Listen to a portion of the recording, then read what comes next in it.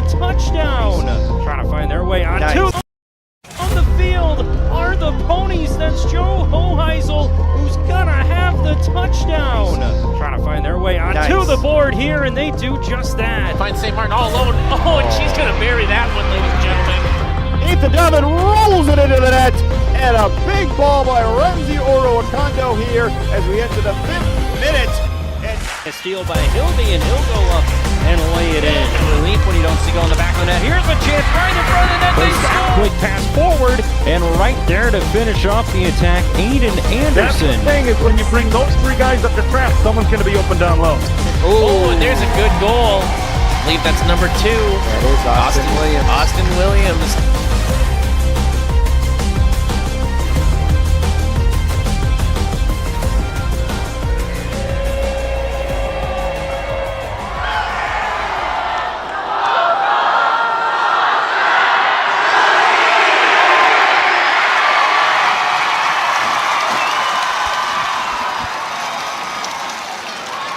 Hello everybody and welcome to Pony Stadium here on a special homecoming night.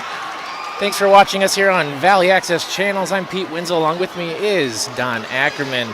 Don, we are in for a great showdown tonight. The Ponies take on the visiting Mounds Mustangs here. Again, homecoming tonight.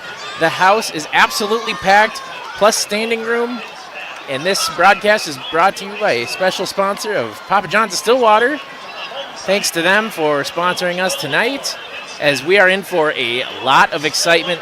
Don, like I said, it is palpable here. We have the student section just to our right behind us. Yes. And like I said, standing room only, especially if you look at the north end of the field. This should be a good one. It is. And, you know, with the Papa John's jumping in tonight of Stillwater, I got to say, today is National Pepperoni Pizza Day. So it couldn't be any better. We've got our pepperoni pizza right in front of us. Now we're ready to have the main event happen. That's right. It was meant to be, ladies and gentlemen. Like we said, Stillwater coming in at 2-1 today. They're on a 2-game win streak. Their last game down, 24-6 win at Eastridge. A pretty dominant win, if you ask me. And in that last game, and this is a man that I want to highlight, the number 6 running back, Emilio Rosario Matias, 164 yards and 1 touchdown in that win. He's been on fire this whole season. I was tracking his numbers, and they are pretty impressive. Yeah, 530 yards in 3 games, 72 attempts, 7.4 yards per. He is a great runner in so many ways. We'll talk about that tonight because he'll undoubtedly showcase that talent. And in these last 2 games in this 2-game win streak, Don, the Ponies have outscored opponents 58-21, so that is great for the offense, and the defense has been stellar tonight as the Ponies kicked off. And that's going nowhere, ladies and gentlemen, as the Ponies special teams jump right on the Mounds View kick returner. That's a big stop right there, right away, to get this crowd going. Yeah, Isaiah Petchel got the ball, had people in front of him, but the Pony has already crashed that party, and it's going to be 1st and down just inside the 20-yard line. So you see the Mounds View offense coming out to run their first set of plays here.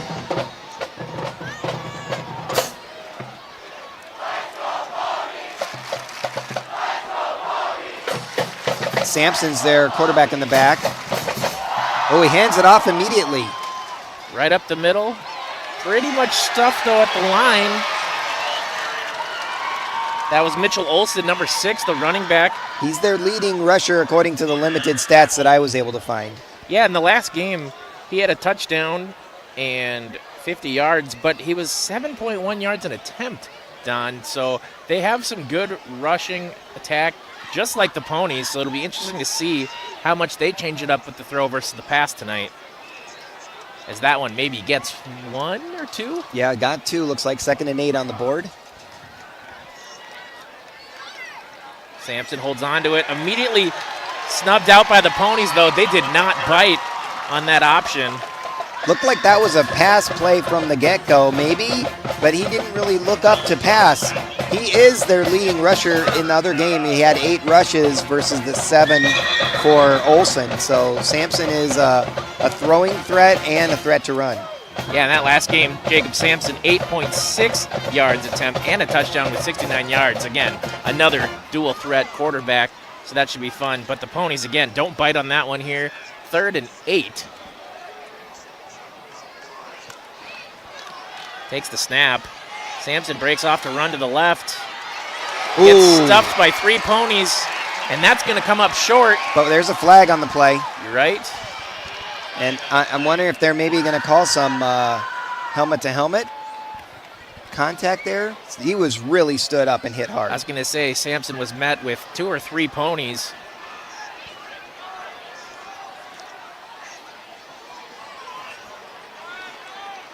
Yep, yeah, there it is. that's the head contact motion. And he had picked up, he got from the 22 to the 28, so he had picked up 6 yards, but the penalty will give them a first down. I think the Mounds View section, all dressed in white, are giving us the "You Can't Do That" chant. And as Hans would say last game I covered with him, you can do that, you just get penalized. That's right. Well, the Ponies defense showing up early, minus that flag, giving the Mustangs a new set of downs. Sampson with the snap. Tosses it to the right. Finds a seam. Another flag, though, in the backfield. Good looking run by Rufus Okamaharu, a junior. They have him listed as a wide receiver and outside linebacker. I don't see him in the stats from the last game. And when I looked online to get stats, they only had the 1 game on MN football. But a nice run there. But flag holding on Mounds View in the backfield, so that will bring it back. So early flags both ways, Don. And that's going to be 1st and 20. Mustangs line up to take the snap here.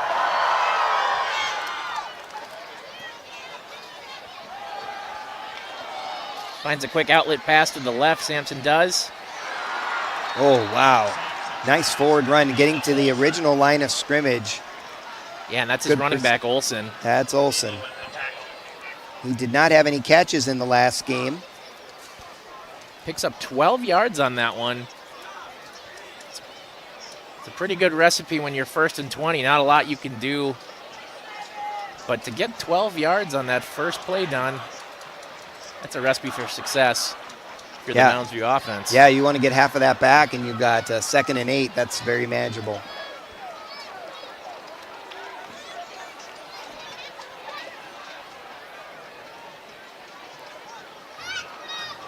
Sampson now in the shotgun formation. Jude in motion. Hands it off to the right. Good spin move there. That's Olson again, picking up a few more. I think maybe 3 on that play. That was Cal Nitty, number 34, linebacker, finally bringing down Olson. 3rd and 6 now for the Mustangs. So +2 by Olson. He went to the direction where Jude was in motion. Stillwater on top of that, though. This is a big 3rd down. If they can hold him here, that'll be a great start for the Stillwater defense. Sampson looking at the sideline, getting a little more direction. Yeah, get a look at the defense before you call the play. Takes the snap, lets it off to Olson, and he is stuffed at the line. Goes nowhere. I could list off who got all the tackles, but I would be here listing off at least 5 or 6 Ponies. Yeah, herd of ponies, right? That's right. So they get the job done. 4th and 6. They say it stayed at 4th and 6. I almost thought he lost a yard there. Offense still on the ball right now for Mounds View. Oh, wow. They trying to draw. Now He's backing up. Now he drops back. Ooh, kind of a high snap. Had to get rid of that one quickly. Nice catch. Taken in by the Ponies. Good move there up the right side. Then he finally gets taken down from behind. Riley Runk gets out to the 30-yard line. Senior wide receiver. Runk made a great move to lose his man at the right when he caught the ball. We'll check out that replay. Runk having to catch a lot of hang time on that punt, and then quick cuts and misses a man. Almost had it, but he got he got taken down by his shirt, just the tail of his shirt, Don. Yeah, Kuchar was right there, made him move, and he was finally caught by Hudson Voigt. Now we get to see this Ponies offense go to work here, manned by number 8, Nick Kinsey, and obviously number 6, that running back, Emilio Rosario Matias, who gets it first, and he's up the seam, and he's gone. I don't think anybody's going to catch him. He's got jets. The 20, the 10, Rosario Matias in for us. Pony touchdown on the first play of this drive. Ponies up 6-0 at homecoming, and Don, the crowd erupts. As they should. I mean, you talked about it earlier. He's someone to keep an eye on, has that burst of speed, has a good way of finding out. You can see we're really close to the sideline here, so we really get to see the sideline just celebrating. Look at that burst, and boy, he catches him up a little bit, but no one's able to actually tackle him. Look at those feet, always moving. His feet are always moving. Yeah, and there he is. He's pretty pumped, as you would be. And Don, the seam up the middle, it almost like he went in unprovoked, untouched, as the kick goes through. That was Landon Huber.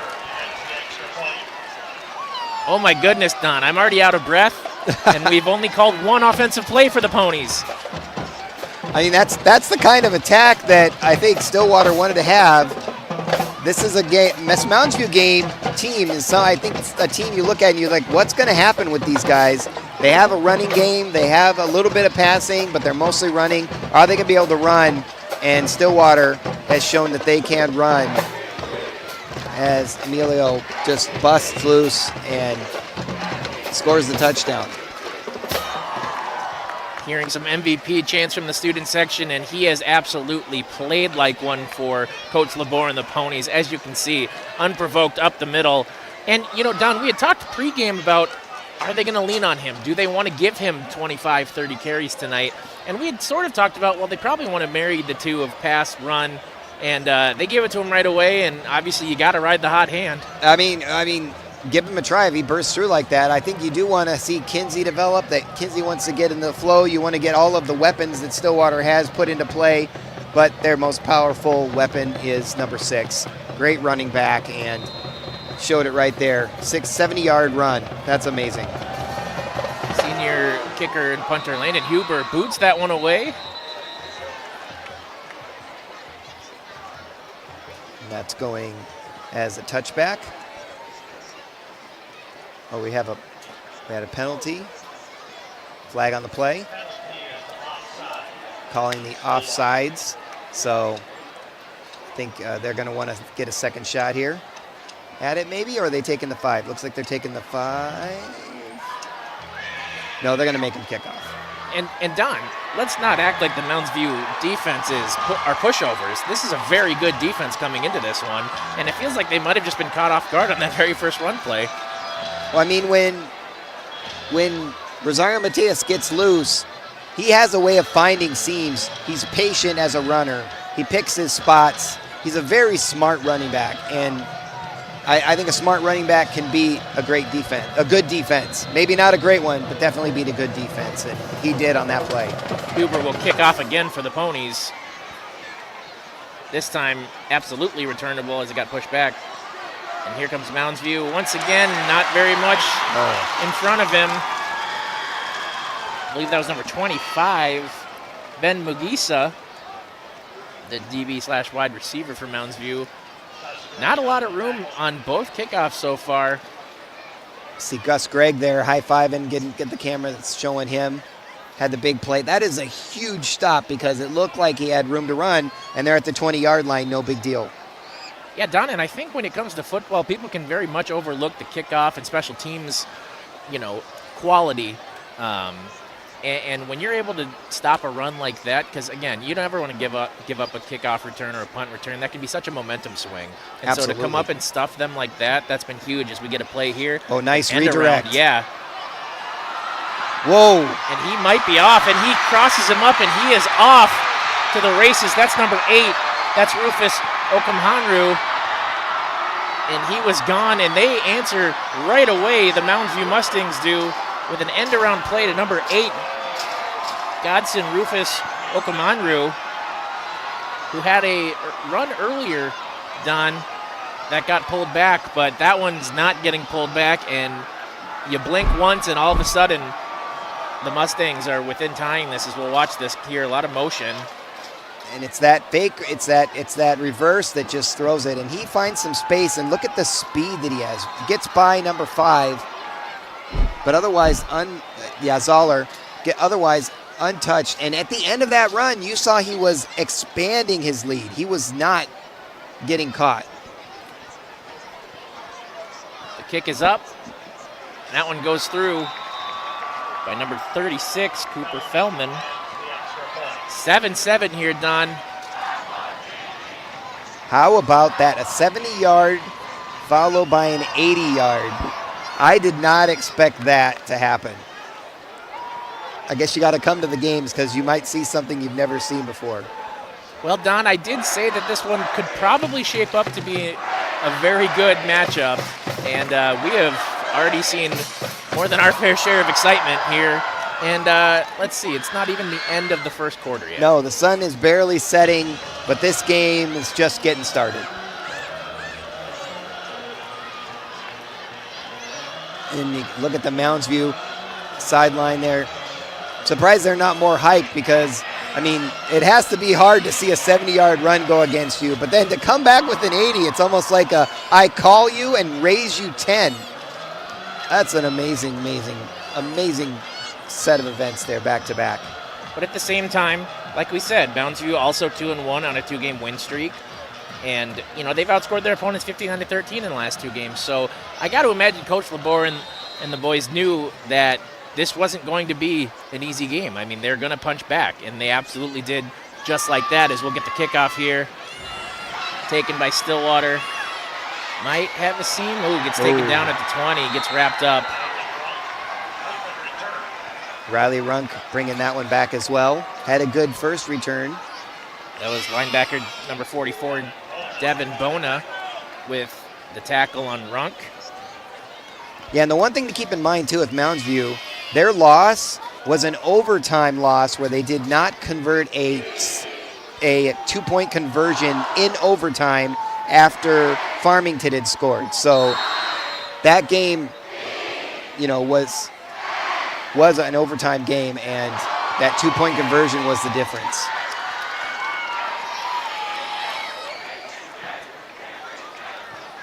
Well, Don, I'll be interested to see what the Ponies dial up here right away. Obviously, that nice run by Rosario Matias was a good tone setter, but what do you do now on the second possession here? And they go right to him, and he works his way up for at least 5 yards.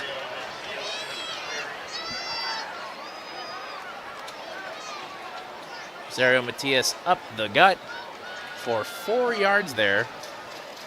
That's perfect. I'll write that down. 2nd and 6. Kinsey now snapping it. And they go right back to him. Well, he's going to get a couple more. Not a whole lot there. He did fall forward, though. At least a yard or 2.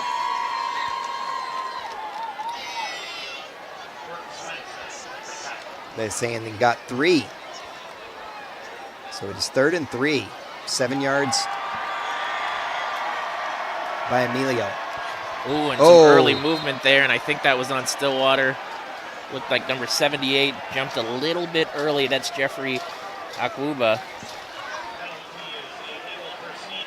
Illegal procedure, basically that movement. Pushes them back to 3rd and 9 now. A little bit different than 3rd and 2 or whatever it was just a moment ago. 3rd and 3. 3rd and 3. 4. I guess you get 5 plus 4 is 9.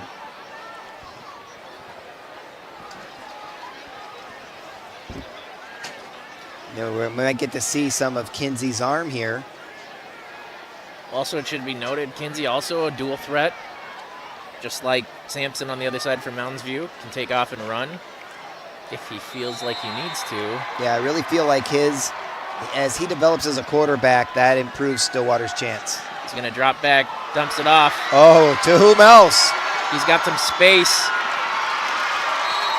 Finally gets taken down, does Rosario Matias, picking up that first down. And you see he steps up in the pocket, and he was going to get taken down and is able to flip it off to Rosario Matias, who does the rest of the work. Again, Don, not a bad safety valve to have. No, really smart play. Found Rosario Matias in space, and he's a good runner, smart runner. Finds his way, gets that first down. Kinsey snaps it, holds on to it, has to run, throws it away. Good idea throwing away. Now the question is, boy, you got to wonder how far away was that? That wasn't terribly close to a receiver. You can see him questioning something. I'm not sure what, but you can see that there is some arm movement there. He's trying to say what's going on. Something's giving him a concern. Now he's trying to argue that he did throw it toward that receiver. It's not going to work. That is a flag? Intentional grounding on Kinsey. And I was concerned because it was so far back from the player. I mean, smart to throw it out of bounds, but I think he's got to be further up and make sure he hits that Mounds View bench. And that's a loss of down, so you get penalized now, and you're going to lose the yards on top of it.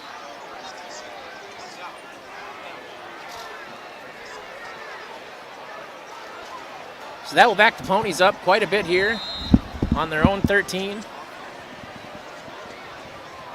Kinsey now under the snap, has it, goes left, breaking up. Incomplete. Target was to Carter Zoller.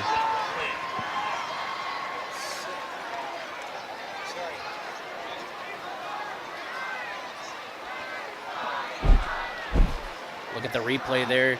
Dials it up, looks to his left, just out of reach, and that is a good pass. Looked like it was tipped away by number 18, Johnny Gale.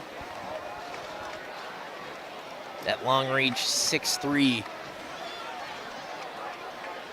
Now we're at 3rd and 33 after all of that. That's a massive amount of space that needs to get moved to. Yeah, not a lot of plays in the playbook here, and he's in some trouble. Lets it go and throws that one out of bounds. So that is how you throw it out of bounds, by the way, is you get it right in front of your receiver, don't take the loss of yards, and that's going to cause a 4th and 33. And the overrated chant comes from the Mounds View fans who are cheering their defense on.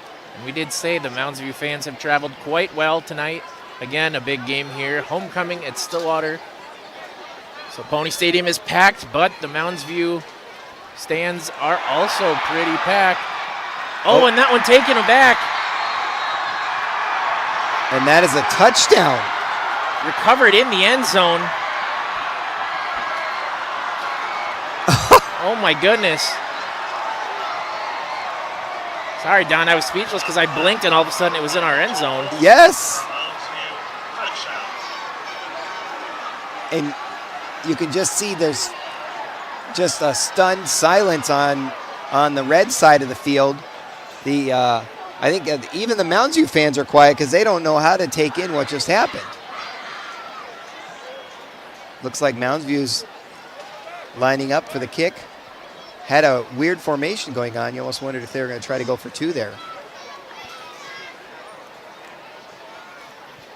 Kick is up. And it hits the... That hits the post. And goes through. Yeah, it doinks it in. How about that? I did not see that coming. And boy, what a turn of events here. Here's another look at that kick. Was a blocker there for Stillwater, and that doinks in off the right post. Boy, I tell you, how that is as close as you can get to going in without coming back across the bar. There's a look at the, well, they look subdued now, but they should be pretty fired up after being down 7-0 after Rosario Matias' 70-yard running touchdown. Next thing you know, one burst and 2 plays and turned this into a 14-7 deficit for the Stillwater fans. And really, Don, it started with that intentional grounding penalty that kind of kicked everything off and just put Stillwater in a pretty bad situation. As the offense and Kinsey will get to go again here.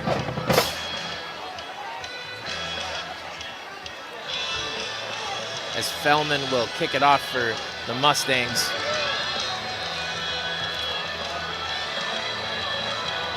Moundsview leads 14-7 here. We'll get a whistle. Another flag on the play, it looks like. I'd assume that stopping it before the play can even begin would indicate it's on Moundsview. Illegal procedure, so movement probably by the Mustangs as they kick that ball off. Well, Don, how does Coach LeBoer respond now with his team? I mean, I think the key in that sequence was that intentional grounding. So, you know, have Kinsey focus on how to get rid of that if the pressure comes. And Mounds View showed good pressure on that last drive. Previous drive was just a one and done, so you don't get a good look. But now Stillwater's getting the ball, and Runk is running up. Picking up some good yards, too, I think. Getting himself up to the 35. Yeah, that's a solid return. And now it'll be interesting seeing how much they want to rely on Rosario Matias. Obviously, he's your biggest weapon. But at the same time, you know, on that last set of drives, or set of downs, the Mounds View defense did a pretty good job of collapsing up the middle. So we'll see what Coach LeBoer draws up here on this drive. Yeah, the two plays seem like they were going to the right. So if Kinsey keeps going to the right, Mounds View keeps pressuring to that side. You'll have to keep that in mind. So the Pony offense out there looking to respond after that. We have another. We have some more communication going on here. The referees are holding on to the ball, talking to the coach. Looks like we're having a timeout. They're talking to Mounds View coach, I'm guessing. The green hat is kind of a funny thing. Yeah, we'll see if we get an explanation or not. See if that was Andy Moberg or not.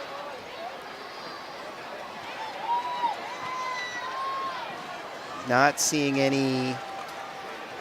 There we go. We have a lot to talk about on this. Yeah, I don't know if I could even come up with a fake idea on what happened on that last one. I didn't see anything. They're not. I didn't see them looking to move the ball yet.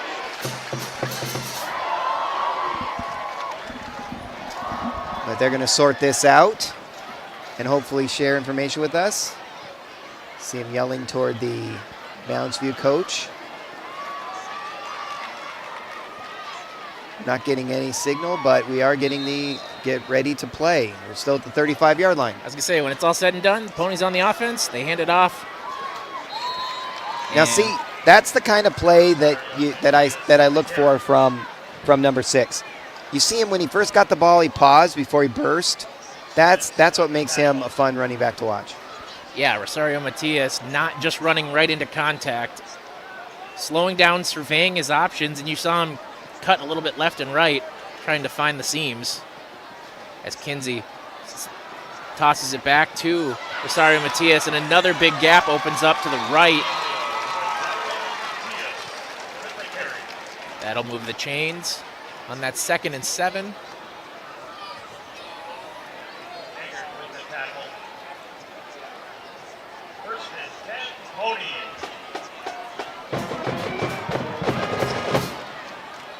Pickup of 10. Kinsey with the snap, again, tossing it back. Another big seam up the middle, just gashing the Mustangs right now. is Rosario Matias.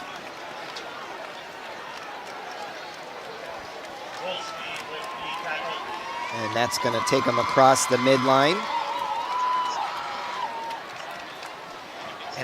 And Don, as much as we love to sing the praises of Rosario Matias, we have to hand it to the Pony front line blocking and opening those seams and creases as they go one more time, and Rosario Matias gets at least another good chunk of yardage there. That'll be another first down, I believe.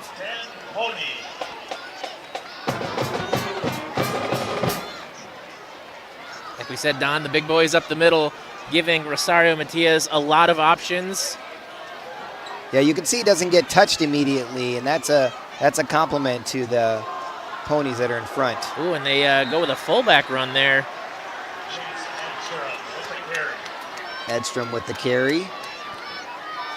That one's stuffed, though, so that will go nowhere.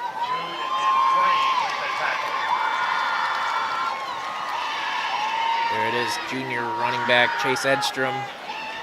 Got that carry, but stuffed pretty much right away. So it'll be 2nd and 10 here for the Ponies. On the 41. Kinsey snaps it. Play action. Goes down the left side. And looks like that's hauled in by number 13, Carter Zoller. That's a really nice pass completion. Yeah, and he's looked for Zoller a couple times, and they haven't been able to connect. They connect on a big way there.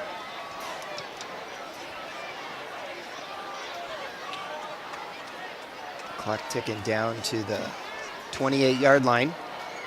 Kinsey snaps it, lets it go to Rosario Matias, and up the left side for good chunk of yardage again.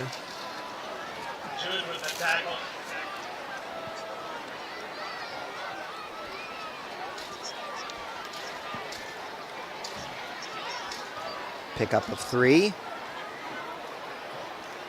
See, and that's where, Don, I think the play action can really help the Ponies after you've established so much running with Rosario Matias as he goes up the middle, spins around, gets another couple of yards to make this 3rd down pretty manageable for Kinsey and the offense. Yeah, 3rd and 2.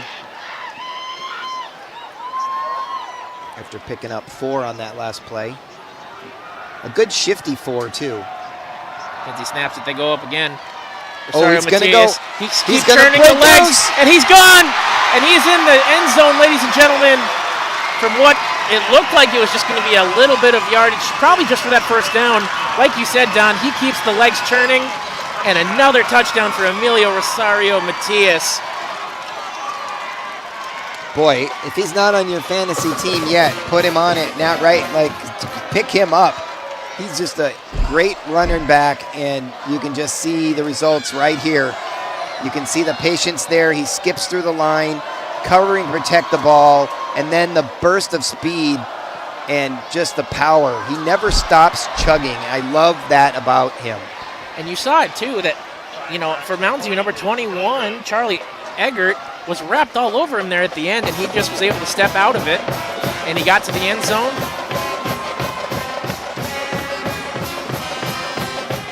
As it looks like it didn't go through, but the refs are talking. Almost saw some shrugging there, so I was kind of wondering, what do we have going on here? We are going to have... So as it stands, the Ponies don't convert on that extra point.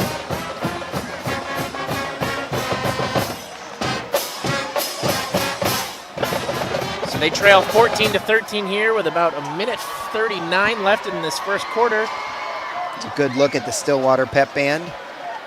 Love band, and I love having them here. Just add something to the atmosphere that's missing if they're not here. That's quite the first quarter, 1:39 left. might normally wonder if that's enough time for something to happen, but we've seen this game turn around quickly with not much time elapsed from the clock. Yeah, that's right, as Huber boots this one away. Low driving kick, that will bounce into the end zone.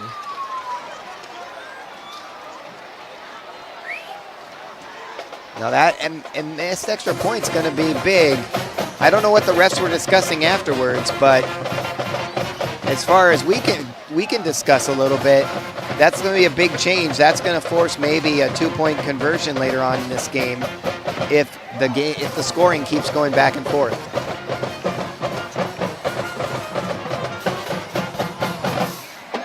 So the Mustangs will start at their 20 with just a minute 39 left here in the first quarter.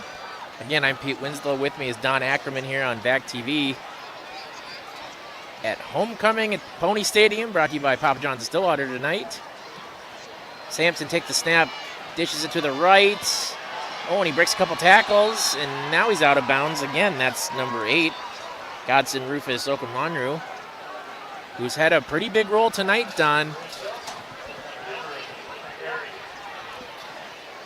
Yeah, they start at the 20-yard line. He's picked up 8 on that play.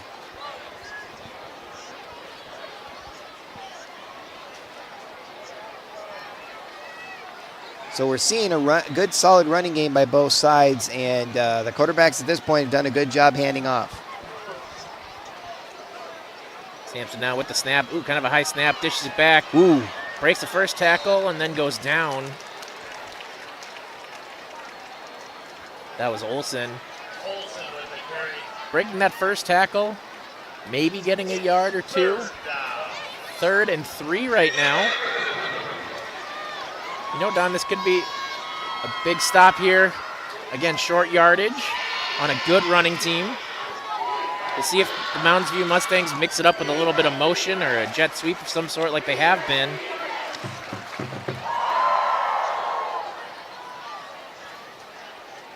Taking their time to look at the defense. Don't know if they're going to see anything they're not expecting. Ooh, sidearms it for a diving number 12, Isaiah Goyat. Incomplete, though, so a very quick 3 and out. See what Mounds View wants to do here with about 45 seconds left in the first quarter. I'm guessing they're going to punt it. We have Riley Runk going back to take the kick. That's a big stop for the Stillwater defense. And a quick one as well. You didn't let the drive go on too long. Ooh, another high snap. Punted away. Oh, wow. The ball's fielded very and there close. Goes number 15. Spins away, finally gets tackled. That's Owen Eggy. They're one of their leading receivers. That short kick created a great opportunity as he fields it at like the 44-yard line. And what a great move there when Eggy got it. There was a man right on him, and he sidesteps him, gets a good seam up the left side, and puts the Ponies in very good field position. Yeah, big turnaround right now from a couple minutes ago when the Ponies were down. Yeah, on the 7 to 14. 23 right now. Kinsey lets it go.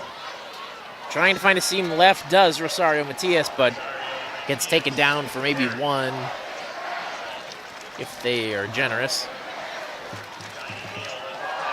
Yep, loss of 1. That will most likely finish the quarter, and we'll get a better view of the action as we move from the north side of the end of the field to the south side. I want to take this moment to say thank you to Papa John's of Stillwater. Today is National Pepperoni Pizza Day, so if you don't have one yet, order one now. You can enjoy it by halftime probably, and you can make a great Friday out of today. Well, with that, folks, we will go to a quick break between quarters here as the Ponies trail 14-13 here on Valley Access Channels. We'll be right back.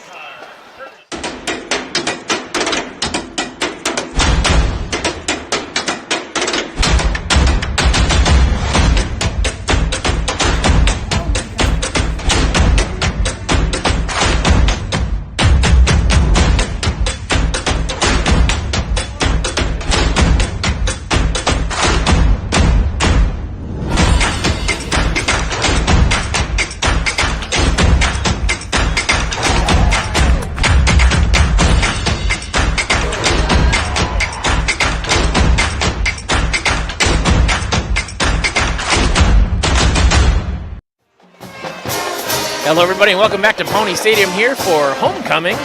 I'm Pete Winslow. Along with me is Don Ackerman on Valley Access Channels. The second quarter about to be underway. And Don, if the rest of the game is anything like that first quarter, we are in for a treat. Yeah, an unexpected, and you don't know what the treat's going to be. This is a football surprise. Kinsey now under center. Hands it off, stuffed pretty much right at the line. Sorry, Matias doesn't get very far there. That'll be 3rd and long.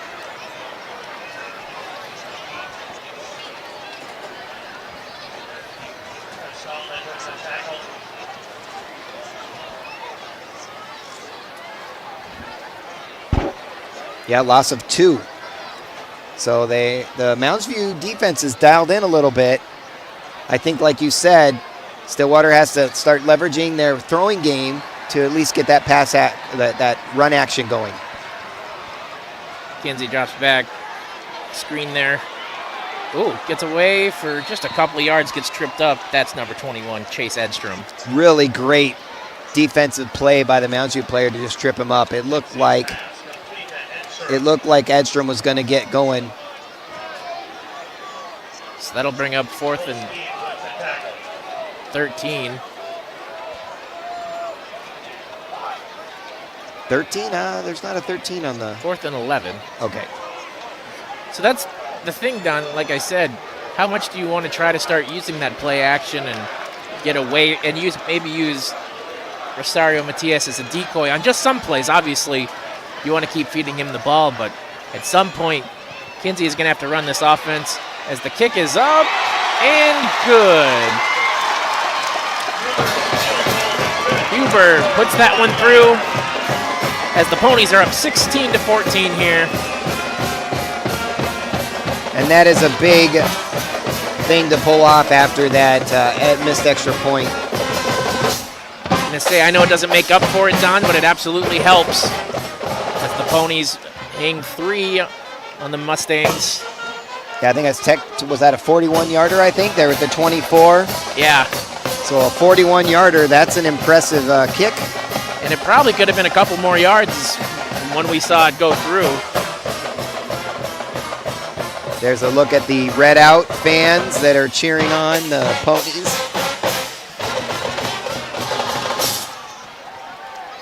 Holding up the cheer signs. Hoobies, Hoobies, I think is what that said. Giving a shout out to Huber for that 41-yarder. And that could be the difference in a game. You know, a lot of high school teams don't have a solid field goal kicking team. Yeah, so, wouldn't even think about going for something like that sometimes. No, yeah, sometimes you get so used to watching the pros, you forget. And Don, like you said, it can be a tough thing to rebound from just missing something, quote-unquote, as simple as an extra point, but then to come back and bang through a 40-yarder. I like that. Put your team, I mean, again, that's how quickly Huber looked like he turned the page on that missed extra point. And that's great to see if you're Coach Lamore. Yeah, and the Stillwater fans behind us are excited. I tell you, you turn around and I don't see any seats.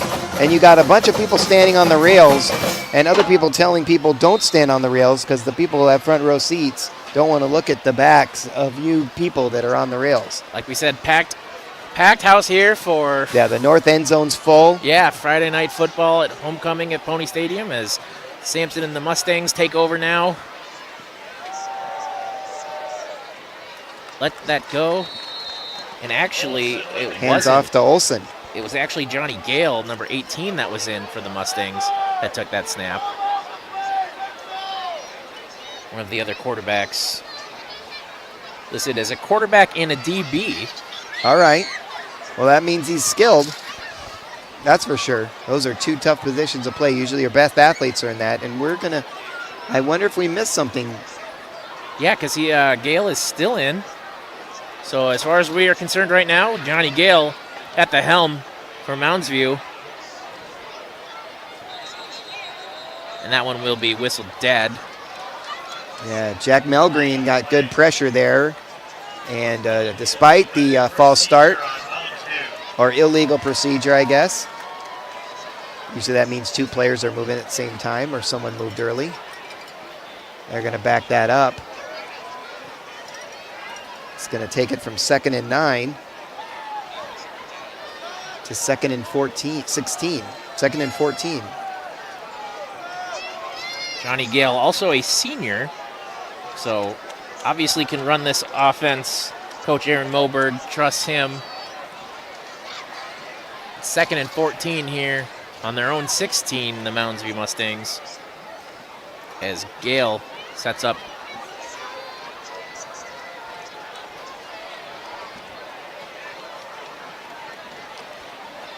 Interesting to see this change happen and interested to see the results of it. Takes it himself, pitches it back, and just not a lot of room on the edge there for Olsen. Looked like a designed option play. Melgren with the tackle. He was in early on that illegal procedure play. It's going to force a 3rd and 13. So maybe they gained 1 on that play. And Don, it'll be cliche to say, but this would be a pretty big stop for Labor's defense to get some pretty good field position, one would think, if they have to punt this one away, if all goes to plan for the Ponies. Yeah, Mounds View switching quarterbacks. Let's see if that move pays off. Gale connects. That's not going to get it done, but a good pitch and throw there. That's number 84, Weston Kuchar. Now the announcer just said Sampson's pass completed to Kuchar.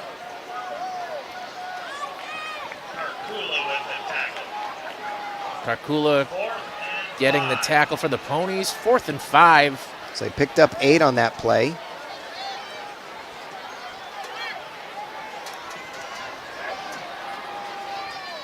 So Mounds, you will punt this one away. High in the air. Boy, fielded right around the midline. It's going to come just short, number 15, Owen Eggy, the wide receiver, and now punt returner. Yeah, not a lot on that return, Don, but again, you get the ball pretty much right at the Pony symbol in the middle of the field. And after a good 3 and out with the Ponies defense, they turn to that explosive offense again.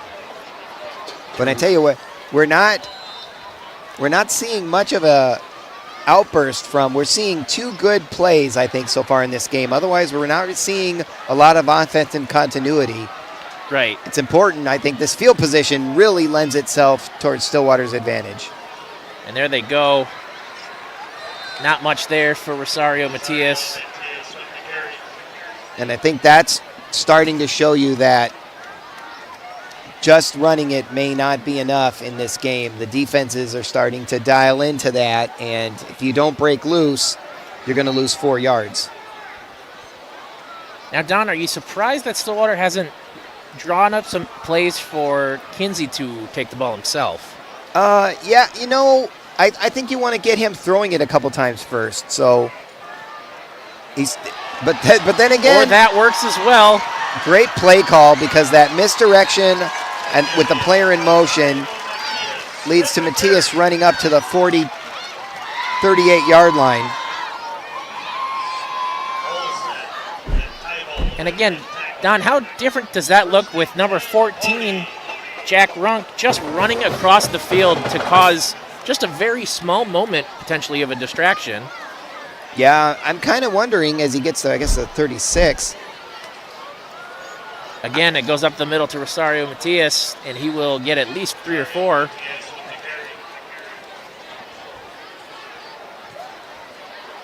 It's creating a very interesting second down here, 2nd and 7. I think at some point you're going to have to start passing the ball, I would think. Right on cue, they go deep up the left side, and just out of reach for the wide receiver. That was Runk. Jack Runk.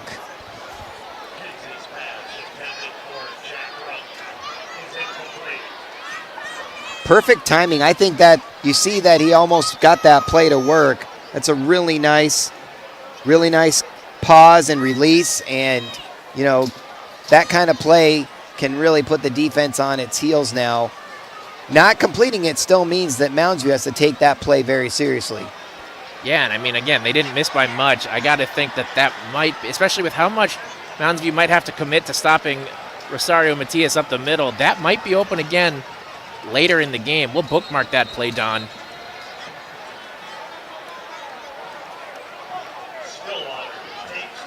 It'll be a timeout by Stillwater here. Good idea, I think, right now. Make sure that you do. This is a big play. You've got great field position. You'd really like to add to your lead with your defense dialing in. And there's a good look at the crowd. Look at that, standing room only. What, 3-4 people deep across that hole, and the concessions. I mean, Don, it reminds me of the State Fair. Happening. It does look like the State Fair a little bit, except everyone here is wearing red. There's a good look at the fans in red, all decked out for the Red Out tonight.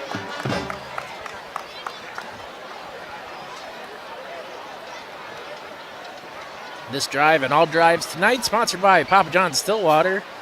Still plenty of time to get your pizza and chow down with us as this game commences. Still a lot of football left here. 16-14, the Ponies lead as Kinsey is back out for the offense. 3rd and 7. Some pre-snap motion. Wow. And again, just an opening there for Rosario Matias to cut up. And Don, by the time he made it to that second level, there weren't any of his blockers. There were only Mustangs. Yeah, that was... I'm completely stunned that Mounds View would let that happen. What a great play to move to the 23. So that's a gain of 11 yards. And they're going fast here. Quick throw. There you go. Finds Eggy for a couple. I think that was 13, right? Oh, yeah, you're right. Carter Zoller. My apologies. And good to get those catches and those quick slants. I like that. If you're having trouble getting the offense together, try those quick slants that can put your quarterback in a great situation to complete a pass. And I think it throws off the defensive timing for Mounds View. They're looking at the tempo here as they go up the sideline, and he comes down with it, but was he in bounds? They say no. I didn't think so either. Owen Eggy made a great play 1v1, but just ran out of real estate. We'll look at the replay here. Nice ball lofted. And, yep. I mean, look at that. Great job catching that ball, though. That is not an easy play to pull off. Unfortunately, like you said, ran out of space. Again, though, Don, the Ponies have tested that 1v1 coverage on each side of the field now. And again, that is something to look out for. 1v1 matchups. They trust their guys getting it, as one would. Another quick one off to the side. I like that. That'll be close. I don't know if he got it, but... Had Connor McGlynn out in front blocking for his teammate, Jack Runk. So that'll be 4th and 2. We'll see what they want to do here. I mean, only a pickup of 3, but... It does make this manageable. I mean, Don, do you just give it to your guy? I mean, up the middle again? I would definitely like that play. He's a good runner. I think you give it to him. But of course, this could be a play where you pull a tight end out or a pass to your running back, your fullback. Nope. They got the big boys up front, and Rosario Matias is going to pick that up. Had a couple blockers in front of him, and again, all he needed was 2 yards, and he gets a first down. He needed 2, he got 3. That's good enough. It is. Kinsey now under center. They let it go for who else? As he keeps going, and it looks like he got some help, and that's a touchdown for the Ponies. I wasn't sure he was going to get into the end zone, but got a little bit of help as Rosario Matias in for his 3rd touchdown of the night. And Don, it's not even halftime. Rosario Matias, 3 touchdowns. We'll look at this replay, Don. A good seam there. And again, he's going to get stopped here, and then all of a sudden a big push by his teammate. It looked like number 10 for the Ponies, Joe Fredkove. Yeah, and I think the key on that is, again, he does not stop. His legs keep chugging, and this time Huber puts it through. 23-14 here. The Ponies have taken a lead. And it was 14-7 at one point, so a big turnaround for Stillwater, fueled by their defense and by their running back. Especially with how they gave up that 1 touchdown deep in their own zone, and a bad snap recovered by Moundsview in the end zone. And if you had taken a temperature of the mood at that point, Don, compared to what it is right now, it would have been completely different pictures. Yeah, this game's been completely turned around. Mustangs were in a driver's seat, I think, as they picked up that easy gift for a touchdown on the punt attempt. But now you can see the Stillwater Ponies are jumping around as they take a 9-point lead.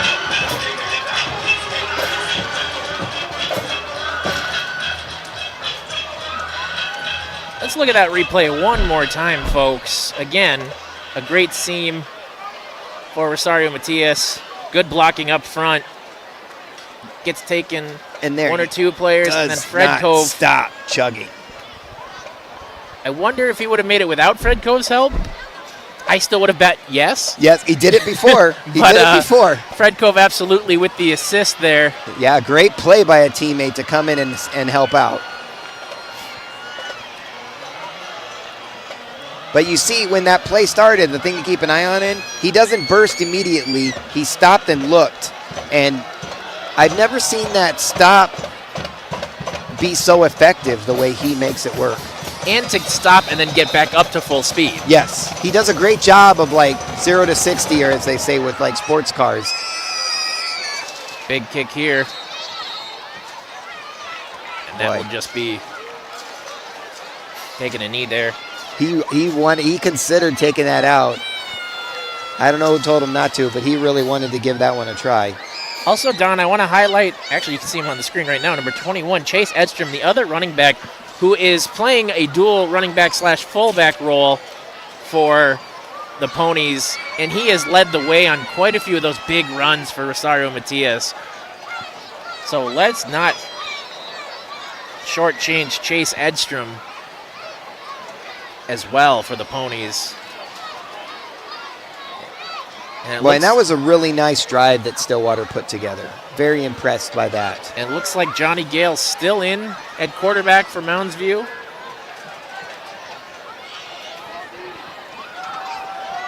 Gale throws it too short. Had maybe a half a step on our DB.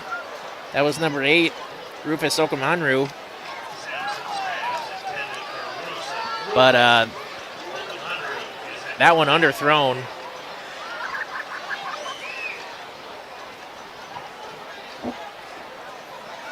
But good to see that mix-up, I think. If you're Moundsview, you're going to have to mix it up. I think Stillwater's starting to mix it up, too, in their passing game, and I think that's going to make a big difference.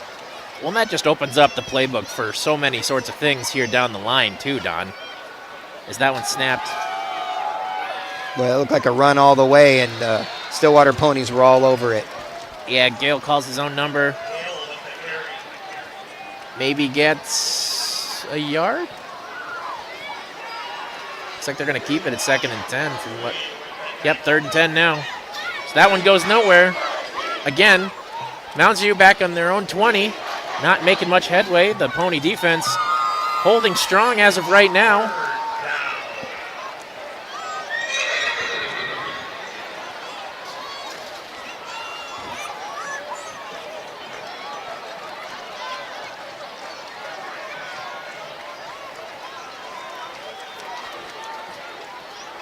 Gale with the snap here. Looks like we got a shotgun. Maybe, oh, okay, good idea. They're calling the timeout. Just looked like a little bit of confusion. And Moundsy will take the timeout. Smart time to take that timeout, I think. You got 4 minutes left. You've got plenty of time left in this. You don't want to give Stillwater the ball back after they've started to mix it up. They had a really nice drive. And it's 3rd and long in your own 20. Yes, all of that.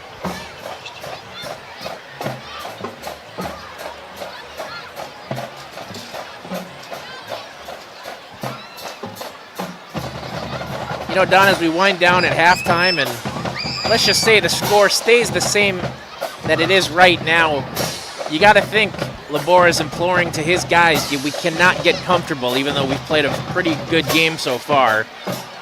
Yeah, I think you got 2 plays that you can easily point to if you want to start getting too cocky, right? You've got that 80-yard run, and then you've got that giveaway touchdown. And, you know, you do that again, that could easily happen again, and then suddenly it's 28-23. Big 3rd down here. Oh, going real deep. He's got a man, overshoots it, though. Man, and I didn't even see his arms come out. There you get a good look at the coach on the sideline, fired up after that. Causes a 4th down. And when the pass was thrown, it looked like Rufus Okamanru wasn't open, but he did get open at the very last second, but it was just 3 or 4 or 5 yards ahead of him. So he couldn't make a play, but he did break free at one point. But that's going to bring 4th and 10 here. Yeah, defensively keep that in mind, right? What you just saw, if Gale gets that ball going out, he might go get it. Ooh, another really short punt. They'll play the bounce, though, a very good bounce at one.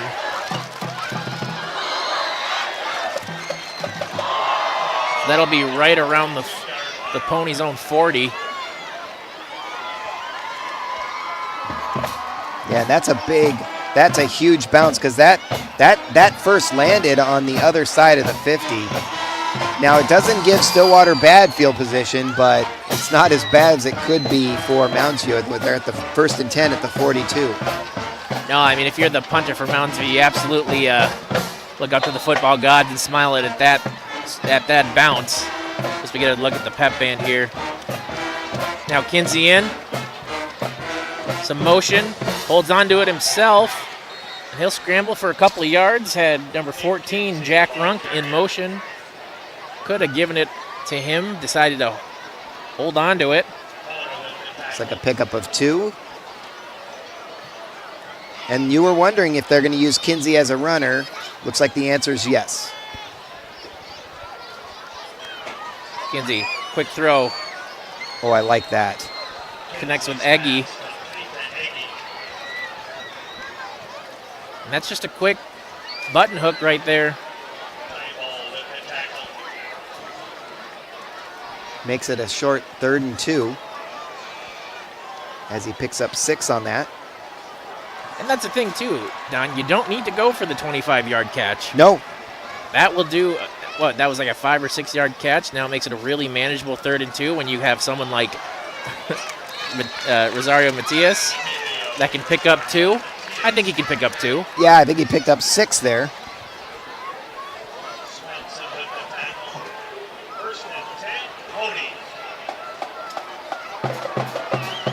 Boy, and you just now you start worrying. I think if you're Mounds View that he picked up 5 on that, they're starting to get into a rhythm.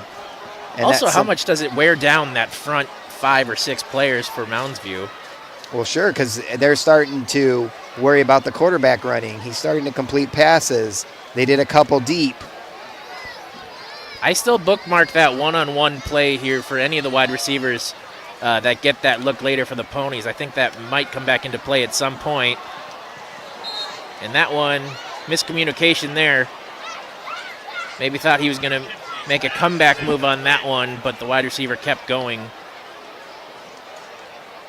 Yeah, that was a deep ball, though, and I think that if you're trying to work that defense, I think that's a great play. 2:25 left. They'd really like to. It's only 2nd and 10, so there's still plenty of game clock and plenty of field to work with. Runk in motion again. They go to him this time.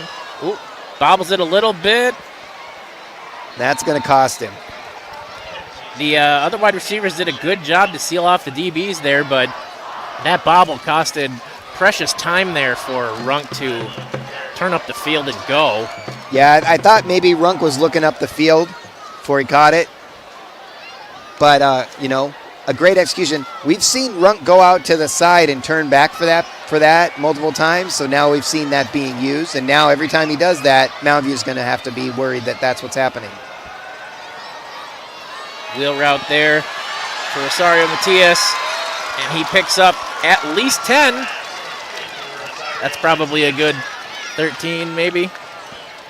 But another great quick throw out to Rosario Matias out in the flat as you get him wheeling around, already in full stride.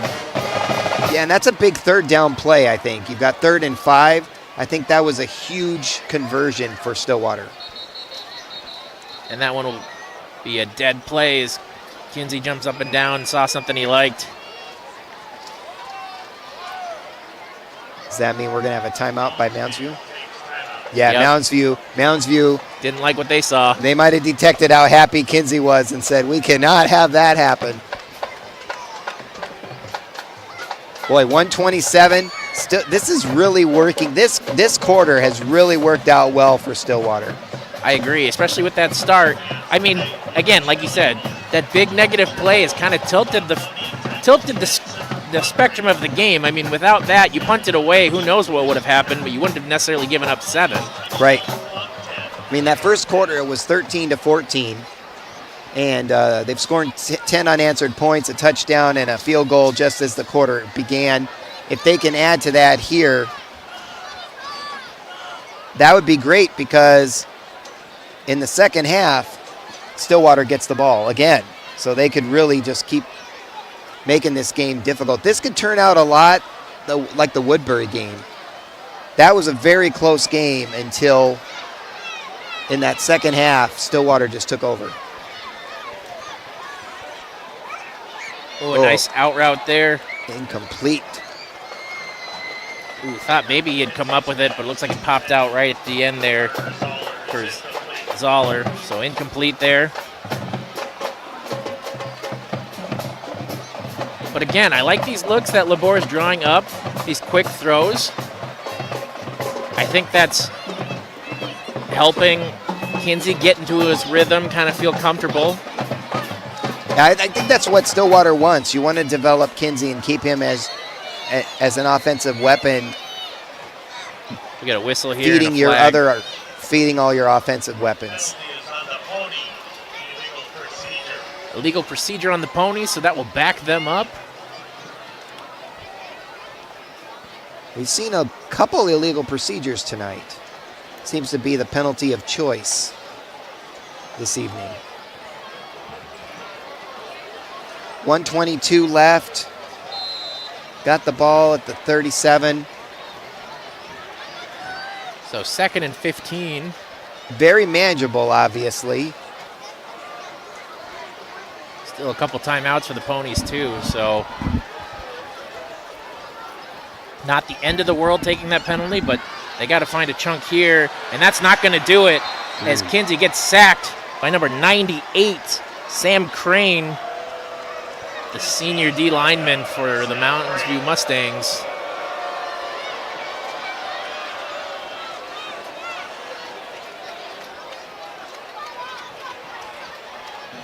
That makes it a really tough 3rd down as they're back to the 41-yard line. So just I got to imagine he's trying to get into field goal range at this point. You know Huber's got a pretty big leg. He's going to go for it all, though, and he overshoots it. He had Jack Runk on that side, the right side. You can see Jack Runk there was wondering about the contact before. And, I think if you think about, like, how what's changed in the last 10, 20 years with wide receivers, how you used to not be able to touch them, and now you can manhandle them and get away with it. It's got to be tough because as players move up, you can see in college and the pros, they have to be able to catch with one arm, right? Because of what's happening, the evolution. And that evolution is seeping down into high school sports where you're going to have contact and it's not going to get called. And I think, too, that Runk had good position on that one. I think he might have had a step or two. He did. On his man. So, like I said, we've seen a couple of those long ball incompletions as the Ponies take a timeout here. We've seen a couple of those, Don, tonight. And it looks like every single time they're not throwing it into just like here's a 50-50 ball. Right. They have that inside position, and they're just missing it by a little bit, the execution off just a little bit. Yeah, and I think that when they look at the tape of this game, at least this first half, they'll be able to look back and say, look how close we are, guys. You're there, you're open, and all you have to do is, complete that play. And it's hard because if they're going to let the defenders be there, you have to figure out how you're going to make that play anyway. It's tough. I think it's really hard to be a wide receiver once you don't have open space going on. But I think it's a good sign for the Ponies. I would feel a lot worse if, our guys aren't even getting to it at all, or it could have been an interception. Right. I mean, it hasn't been like that for those couple long go routes. So the Ponies will punt this one away with about 38 seconds left. And deep and bounces into the end zone. Well, they put the clocks at 31 seconds. So I got to imagine the Mustangs won't do a whole lot here with this 31 seconds. But you never know. They've had explosive plays as well.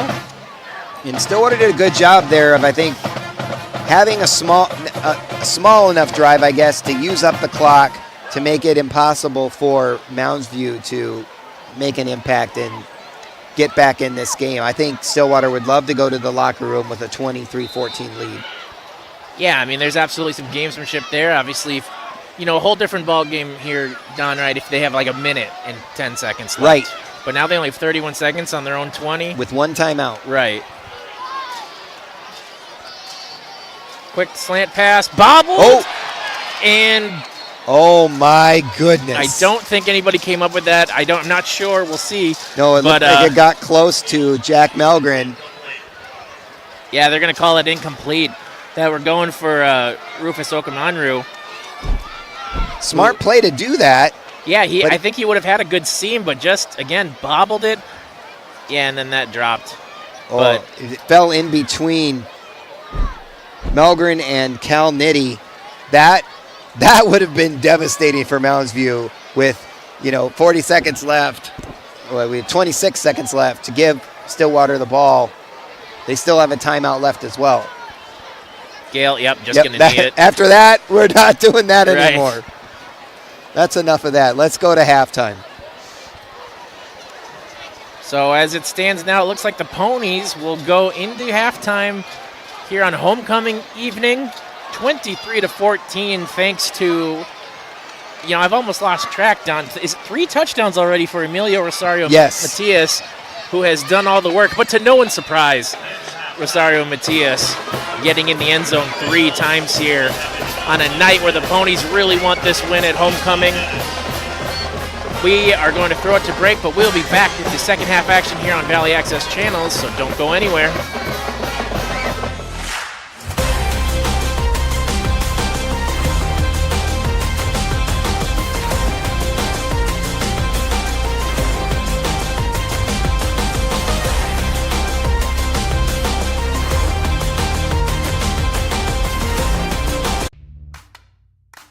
Well, it looks like John's trying to make dinner again.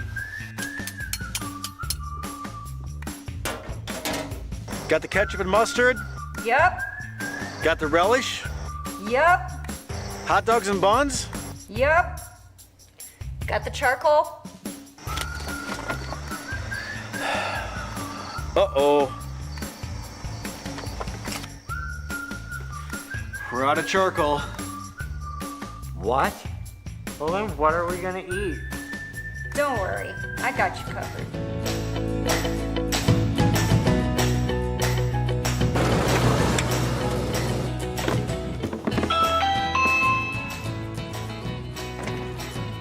Hello. Wow, that was quick. Yep. Thank you very much. Thank you. Have a good night. You too. Hey guys, Papa John's. Nice. Oh, yummy. How'd you know? I always do. 6, 7, 8. Shimmer, shimmer, sparkle, shine. The smells are hiding by now. Oh, 2, 3, 4. Hey, oh, the smells go so. Oh, still H2O. Oh, yeah. You know, we don't have many opportunities in a district this size to pull.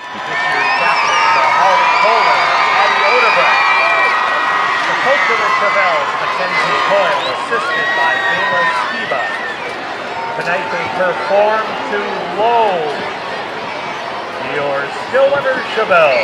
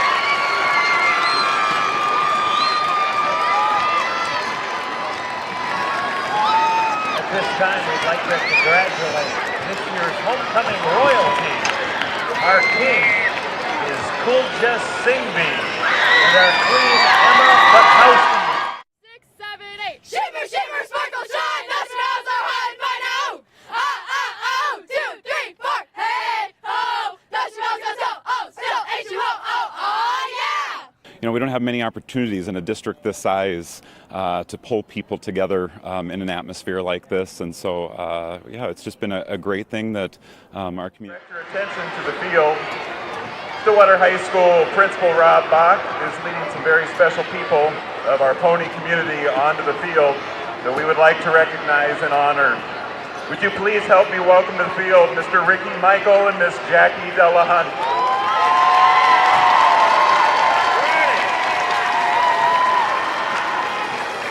Both Ricky and Jackie retired this summer after amazing careers leading our pony activity department.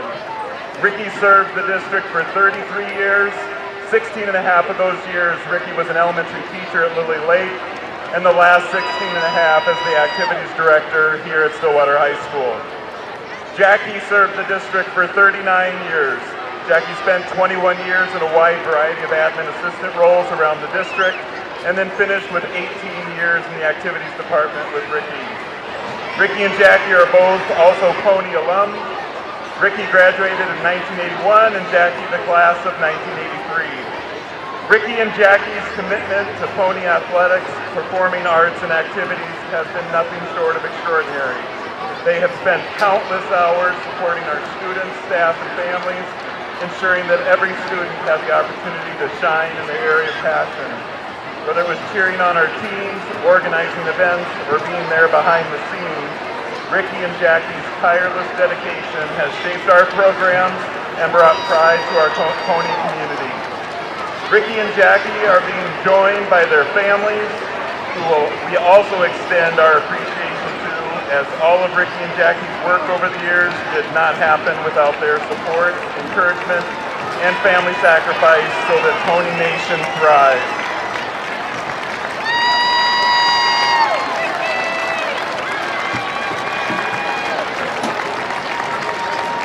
On behalf of the students, staff, and families who've been touched by your work, Ricky and Jackie, thank you for your unwavering support, leadership, and service. Enjoy your well-deserved retirement. You will forever be a part of the Pony family. Thank you.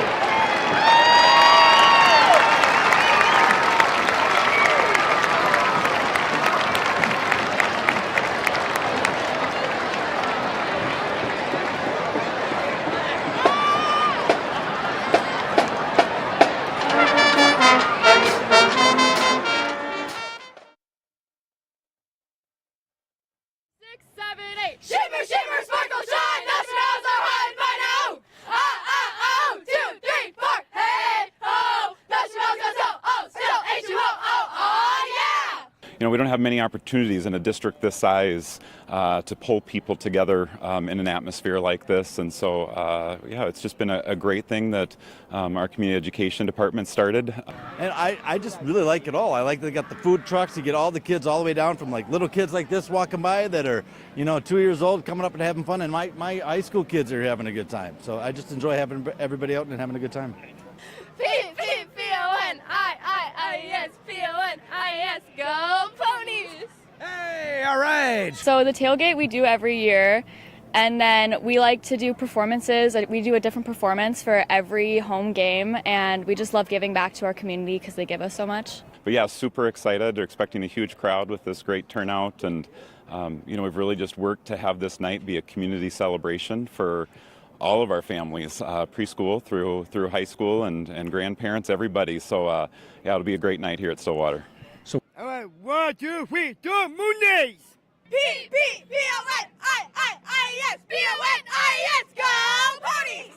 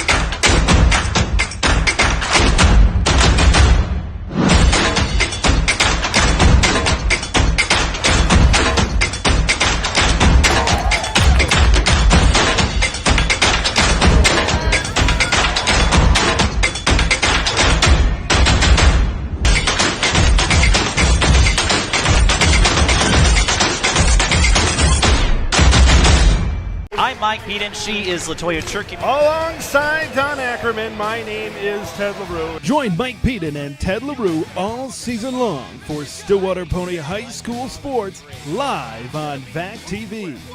Catch all the action on Xfinity Channel 15 locally and streaming online around the world at vactv.org, as well as Facebook and YouTube. Centering pass, scores!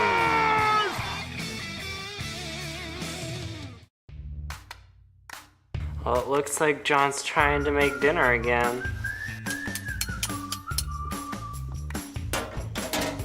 Got the ketchup and mustard? Yup. Got the relish? Yup. Hot dogs and buns? Yup. Got the charcoal? Uh-oh. We're out of charcoal. What? Well then, what are we gonna eat? Don't worry, I got you covered.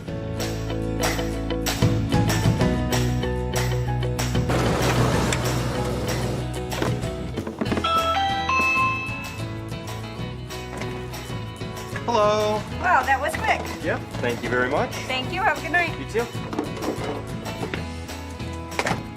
Hey guys, Papa John's. Nice. Oh, yummy. How'd you know? I always do.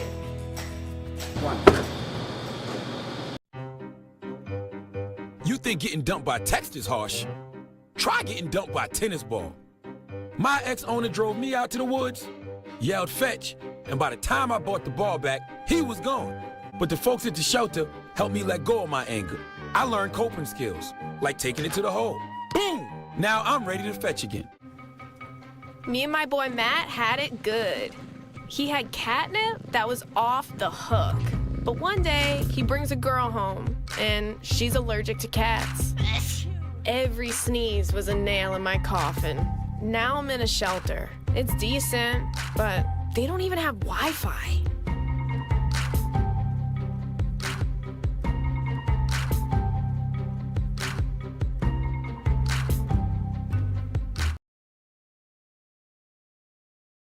Yeah, I've been in education for 28 years, did teaching and coaching and administration out in the New London, Spicer, and Wilmer area. Been here in Stillwater for 12 years now. My wife teaches at Stillwater Middle School. We've had 3 kids that have gone through and are Pony grads, and we couldn't be more proud to be a part of the Pony community. You know, in all my years, I've felt that if there was another position in leadership other than a school principal that I would enjoy, it would be this type of a position. I went to a very small school, and so everybody got involved in everything. So I have a rounded background in all things debate, choir, band. I did it all: football, basketball, track. And it was just, it was a great upbringing for me, and I think has prepared me for a position like this to help support all of our programs. You know, not all of our programs, of course, get highlighted like a football showcase like tonight, but the programs here at Stillwater High School are fantastic. Long days, but you know what's so exciting for me too is, as I've been an elementary principal and leaving the little kids, it's been fun for me to be up here and now see my Lily Lake students that I had in kindergarten up here at the high school.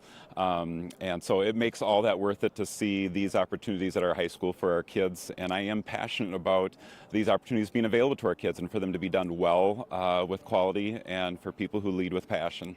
So.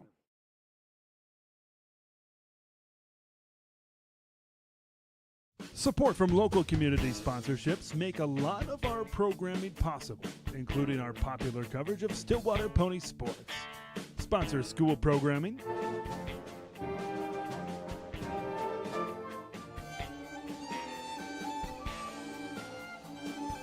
as well as community events. Support local community organizations and their events by sponsoring our coverage or donating at our website, vactv.org. Hello, everybody, and welcome back here to a packed Pony Stadium.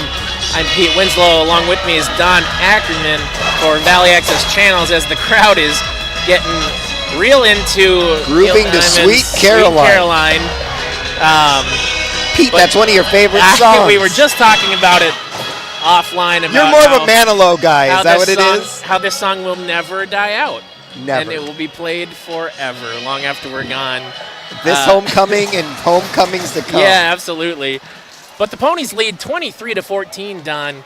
And again, if the second half is going to be anything like the first half, and sorry, we just got interrupted. Here's another song that will never die. It's Don't Stop Believing. Don't Stop Believing. If it's like the first half, I mean, man, are we in for an exciting ride as, again, we look at number 6, Emilio Rosario Matias, the offense for the Ponies tonight. Don, I mean, again, he has been as advertised everything you'd ever want in a running back. And again, if you're Nick Kinsey, the best safety valve you could ever want. Yeah, really. I mean, he's been a great running threat with the ball, running on his own or receiving it. And he's done a pretty good job catching it as well.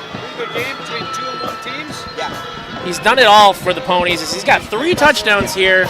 Again, there's the lights from Sweet Caroline, and the lights won't stop. And neither will the believing. Neither will the believing. That's right. And the Ponies are probably got to be believing that this is going to be a successful homecoming. Well, both sides of the ball have been pretty good so far, Don. I mean, again, the blocked punt, not great. But thinking about this homecoming, we also wanted to talk about last year's homecoming. Ponies come away with a 21-17 win. You can see that, Nick Kinsey last year, 25 out of 41, 61% completion for 295 yards. That's an impressive day. And of course, you cannot forget that last year, I think he was wearing number 26, but Emilio Rosario Mateus, 11 attempts for 46 yards. And in 1 year, you've seen the growth and development of that young running back who's a junior. So you got him this year and another year to come. Yeah, that's exciting for Coach Labor as they, right on cue, are running out of the tunnel, onto the field again here. Like we said, Don, they've leaned on Rosario Matias quite a bit, but at the same time, they've had some really good-looking pass plays, some quick swing routes, as well as some quick dump-offs for Kinsey, and I think that will happen more this second half. And as we see the stats from last week here, the Ponies absolutely throttled Eastridge, picking up the win 24-6. Yeah, they took a strong first half, and then they continued that, scoring at the end of that game. Yeah, you have the stats there. 164 yards and a touchdown for the running back, number 6, Emilio Rosario Mateus. Only 1 touchdown, though, last week, Don? I mean, oh my gosh, he's had 3, and must have been a down game for him. Yeah, the third one tonight was a big one. That was after a 9-play, 52-yard drive, and that's when now we're seeing Mounds View's last game. They dominated in a 31-7, and I think you had said 4 turnovers in that game, 2 interceptions by both number 18, Gale, and number 21, Eggert.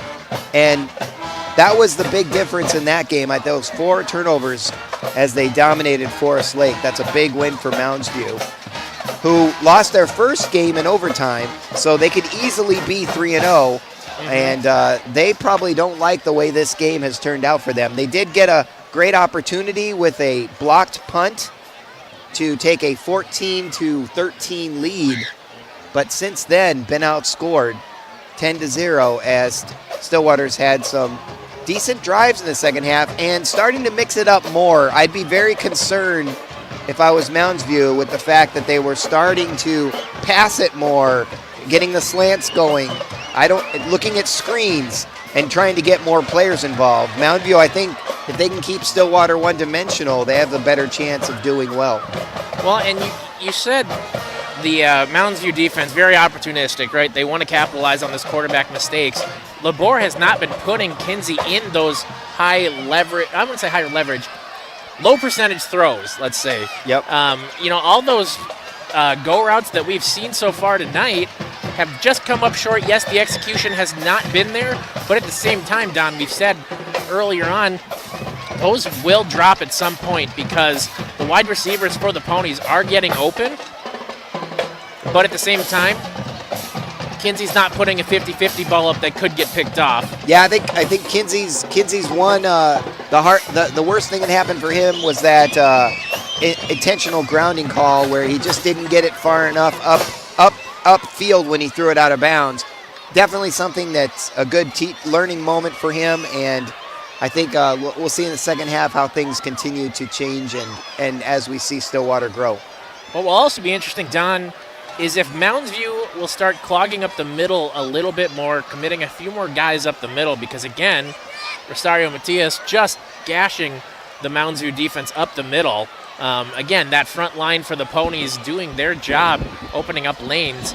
But again, there have been so many times where Rosario Matias has been untouched going up the middle. Yeah, and earlier on you gave credit, and we forget to do that sometimes. We talk so much about all these yards and all these touchdowns that he's compiling, but he is getting space to run thanks to that offensive line in front of him. They've done a spectacular job. They really have given him the opportunity to shine. You know, Don, during the break, as you saw here on our stream, the Ponies honored Ricky Michael and Jackie Delahunt, two just enormous names in the athletics community here for Stillwater. Not only alums, but they were huge parts There's a look at of your the new athletics. athletic director. Yep. Nate Cox with Principal Rob Bach there. But they honored Ricky and Jackie after all their years. You know, both of them now retired after last year. And, you know, they were there when I was a student, and they were such a huge part of just everything sports and athletics and activities. And so we thank them for all they've done. And obviously they can enjoy retirement now as Nate Cox comes in this year and takes over for the Ponies, who's been doing a great job in this young school year. As we are about to get set off, Ponies receiving here. And like we were talking off air, Don, if the Ponies can put one away here on this this set of down, or this drive, it could be a long night for Mounds View. Yeah, they definitely need to have their defense step up and put an end to what happened in the second quarter. Here the Ponies get stuffed right about the 25.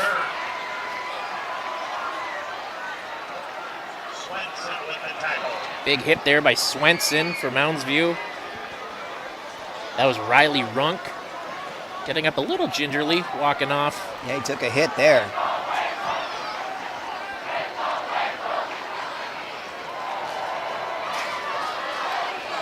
And Stillwater offense coming out on the field now. Also, another thing we didn't really highlight upon, Don, was the QB change for Mounds View. Yeah, we don't know the reasoning behind that, right? I don't know if there was an injury we missed or... Kinsey lets it go there for Rosario Matias, and he will stumble for a few yards.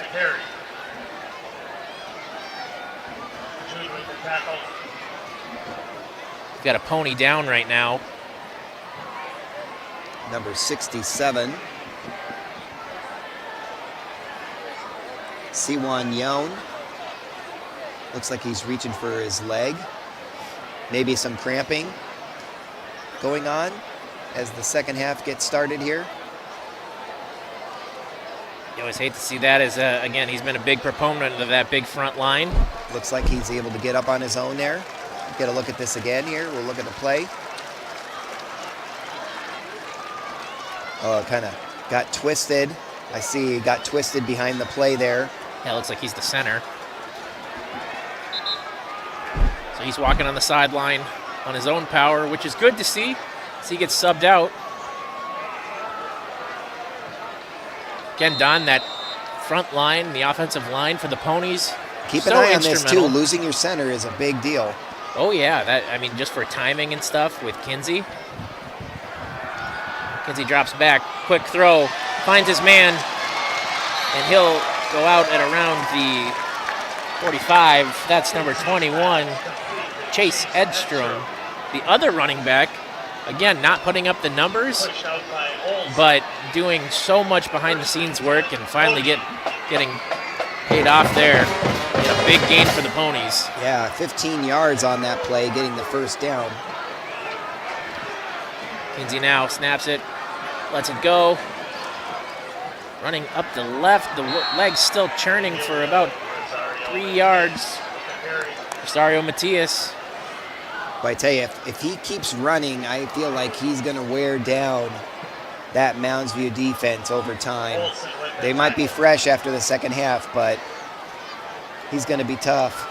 But again, Don, I mean, it goes such a long way to have a ground and pound game where the defense has to come up. They have to make a play because you see so many little arm tackles aren't going to stop Rosario Matias. Right. So you have to expend that energy to take him down here as Kinsey rolls out to his right, diving attempt. Ball comes out. And the ball came out. That's Owen Aggie. Couldn't bring it in. Tough task, though, as Kinsey rolls out to his right, throws on the run. Good-looking ball, just off the hands. And again, that would have been a highlight reel catch there for Aggie. Yeah, and Aggie had 5 catches for 69 yards last week, so looking to see if he can get that active tonight. Throw here. Oh, and just he found that pocket of space behind the DBs there, and number 9, Connor McGlynn, not able to come up with it. I like the, using your different weapons and trying to move the ball around the field. It's got to have some success, though, unfortunately, as we end up with 4th and 6 after those 2 incompletions. Right, there. We were saying, it's good to see that the plays almost worked in that first half of those throws, but at some point you got to start connecting on those. And high snap there. Huber kicks this one away. They let it bounce. Takes a pretty good Stillwater bounce. It'll be down right around the 20. Better stop that. It started going the wrong way. Yeah, right. So Mounds View did their job. They faced an array of running plays, a couple passing plays. Stillwater not able to put a long drive together, starting at the 25-yard line. That's been a big difference in that first half, is the field position. Stillwater's had great field position, with many of their plays starting around the midfield line between the 40s. So here's a question, Don. If you're Mounds View's defense, do you say, hey, we're going to sell out for the run and make Kinsey try to beat you in the air? That's what I would do. They hand it off right now. Olsen with it, gets stuffed.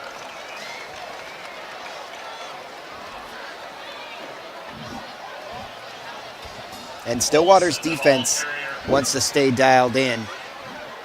Giving up 4 could work, but I think they really want to put an end.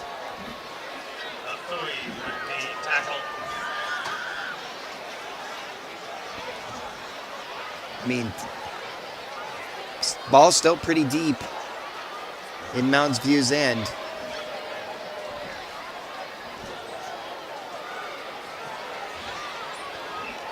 Johnny Gale with the snap now. Throws it and intercepted by the Ponies.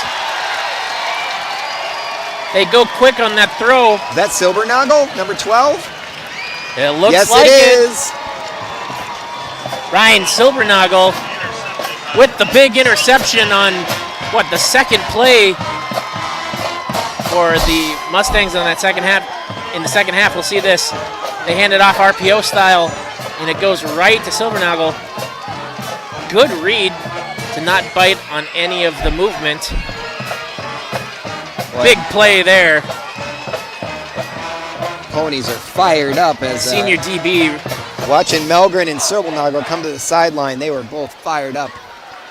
That is a huge turnover for Mounds View, giving Stillwater the ball at the 23-yard line. Yeah, right what the doctor ordered.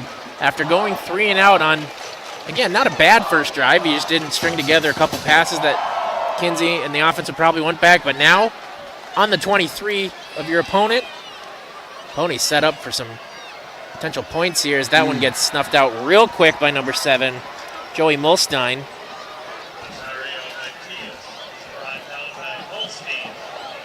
And I think it's pretty clear that when Stillwater mixes it up, that's when they're the most dangerous. If they don't, Mounds View is going to key, as they should, on the running game, which has been very successful. Most of it really on one play, right? And that 70-yarder for a touchdown. But when they get into a sequence and just start firing away, that's when the Ponies are the most dangerous. Toss it back to Rosario Matias. We'll see if he can get the edge. Flag in the backfield. He would scamper for a couple, but let's see what the flag is. He found some space there, but he might have had holding. Illegal help. That's holding on Stillwater.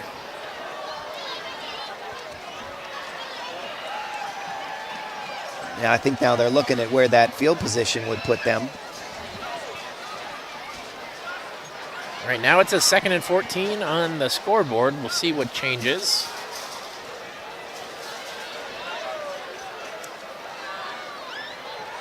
That's been a big thing too, Don. If Stillwater can, they've had a couple penalties that have really kind of killed drives for them. Illegal procedures, and then that intentional grounding. And now the holding here, taking it back. Again, not that that run was going anywhere, but again, you just don't want to put yourself back that much with these penalties. They do tend to pile up at some point.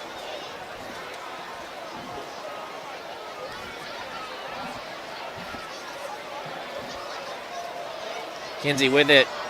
Lets it go up the middle. There's some space. Gets pushed. Tackled from behind, but it gives him an extra couple of yards. Boy, they still find a way to find him, don't they? Yeah, Rufus Okamanru for it with the tackle from Mounds View.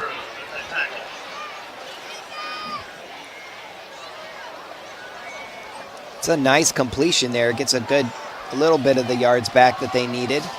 3rd and 19. I feel like it's more like 3rd and 14. I'm sorry. Now they just updated it. There we go. Still 3rd and long. Get a good chunk. Maybe get a field goal here, unless they go right up the middle, and he's stopped right away. That was number 10, Joe Kostelnik. Had him wrapped up at the ankle, so Rosario Matias couldn't go anywhere.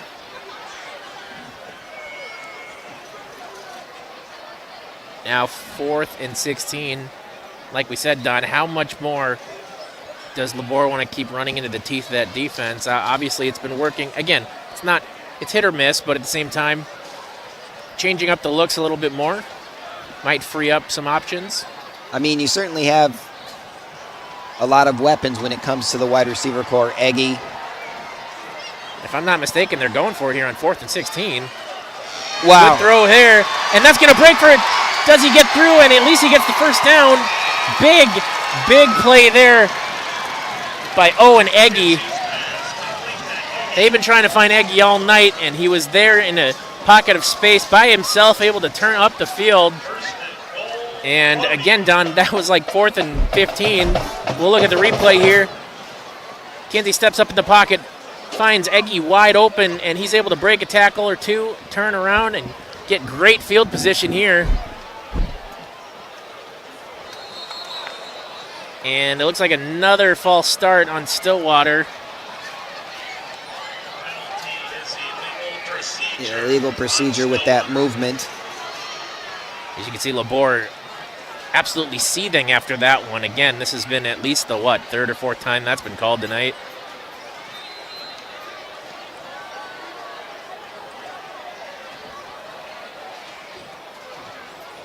So, 1st and 8 now.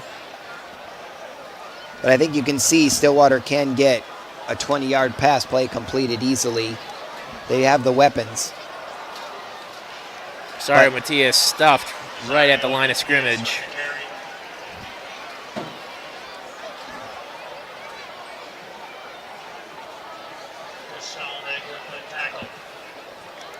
Kostelnik with the tackle for Mounds View.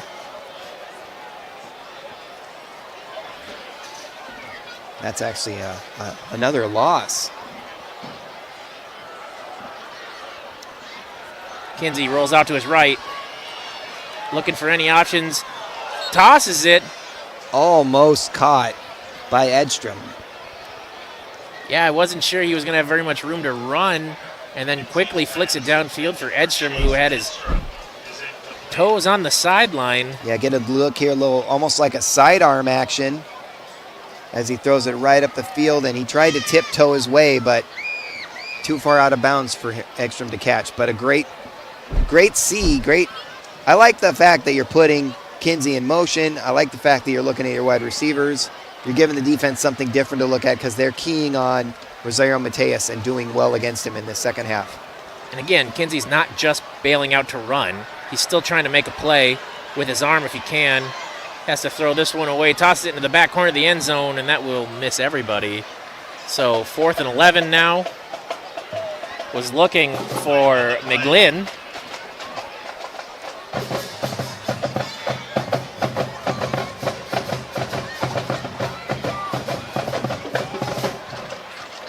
But it looks like we're going to have a holding play that's going to be declined wisely, as Mounds View does not want to give them more opportunities after they converted that last 4th down.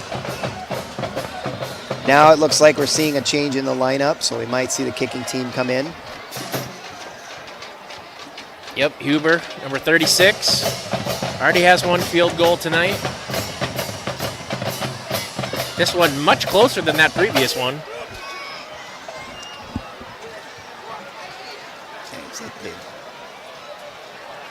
28-yarder.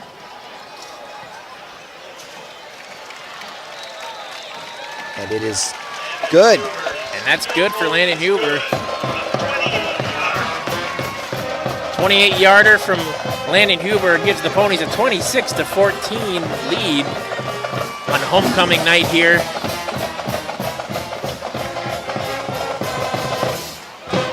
Once again, I'm Pete Winslow. Along with me is Don Ackerman. Thanks for joining us on this National Pepperoni Pizza Night. I was going to say, not just a special night here at homecoming, as you look at the great-looking moon we got out tonight for a great evening of football.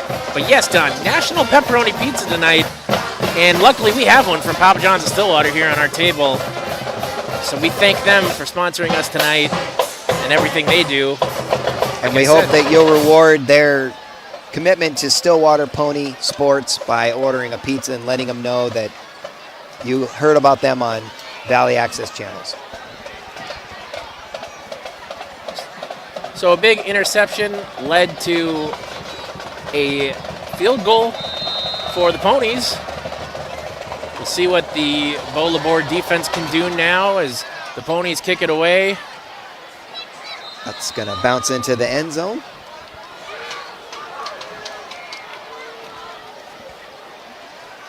So Stillwater doing a good job in the second half of putting together some plays. Pretty much we've seen 2 plays by Mounds View, so to give up just 2 points, 3 points in those with the 2 plays in the second half probably isn't the worst situation they're in, but it's also, they still have a hill to climb here. Still manageable though, luckily not giving up a touchdown after that INT. Johnny Gale will still head up the Mounds View attack, pitches it to his left, bobbles it for a little bit. That was Olson. Boy, did that look like they were trying to do a special something else there? It looked like a side lateral. It did look like another lateral is being set up. But I think that bobble changed quickly how the play was going to run.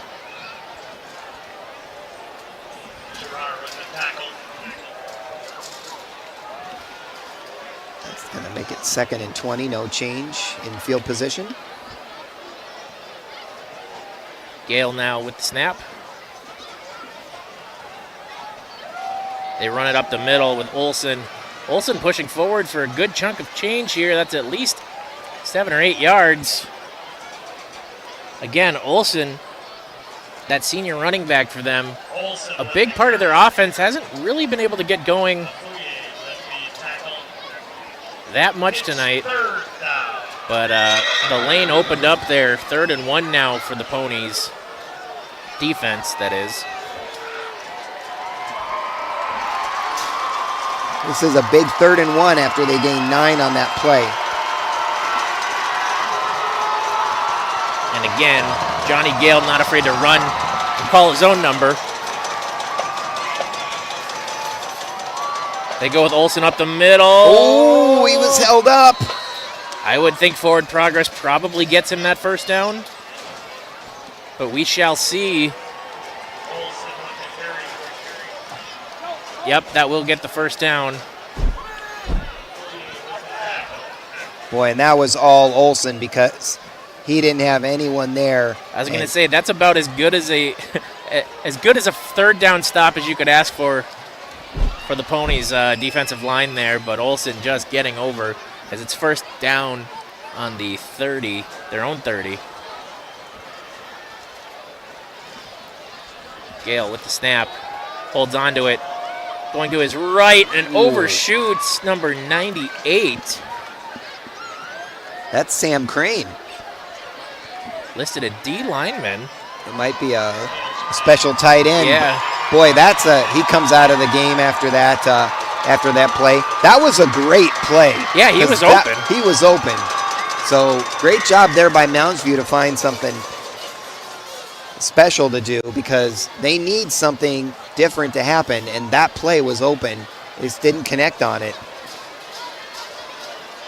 Stillwater kind of dodges a bullet there that wasn't completed. And it's again, now 2nd and 10. Just over the fingertips of Crane. Gale hands it off, a lot of space up the middle for Olsen, and that's the shiftiness that they like out of him. Especially with that last game, he was 7 yards per attempt. You can see how that happens when they find him space like that. So between number 6 and number 8 with Mounds View, you see some very fast and powerful running options, and the Stillwater defense has done a good job containing them. We're looking at 3:30 left in this quarter. Stillwater giving up that 15-yard run. Mounds View, 1st and 10 here. 3:19 left in this third quarter. Gale will call his own number, and he'll scamper up the middle for 4 or 5 yards. Kind of an odd snap, too. It kind of hung up in the air. Yeah, it didn't look like they designed the play that way, but to gain 5 yards on 1st down is a very nice result.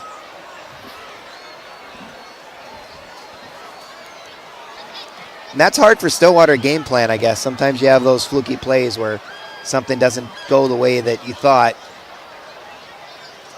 Gale hands it off to Olsen. Olsen finding speed on the left side. He'll get pushed out of bounds.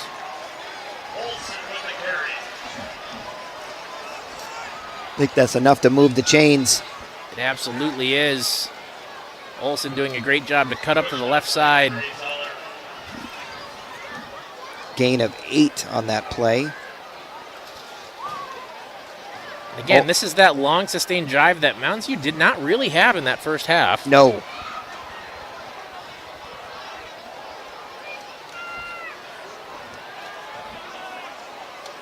And after that interception, this is a key drive for them.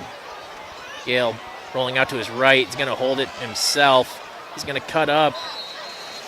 Gets stuffed. Might have gotten 1 yard. And my question, Don, is when is Mounds View going to have to start airing it out? Because we've all seen Gale being able to run the ball, and he's just missed some wide receivers by fingertips, and then he obviously had that pick. So, obviously the bread and butter for Mounds View right now is their run game, especially with Olsen in. But at some point, they're going to have to air it out here. I mean, they could run out of time if the Stillwater defense lets them keep running these plays. Goes down the middle, and that's intercepted, overthrown, and guess who? Number 12 once again, Ryan Silbernagel with his 2nd interception of the day. Have a game, young man. That one just lofted over the wide receiver. As we'll catch the replay here, Johnny Gale trying to throw it right over, and again, just a fingertip away, but that's all it'll take as he misses Ben Arnold on that one, and it goes right to Silbernagel for Silbernagel's 2nd interception of the game tonight.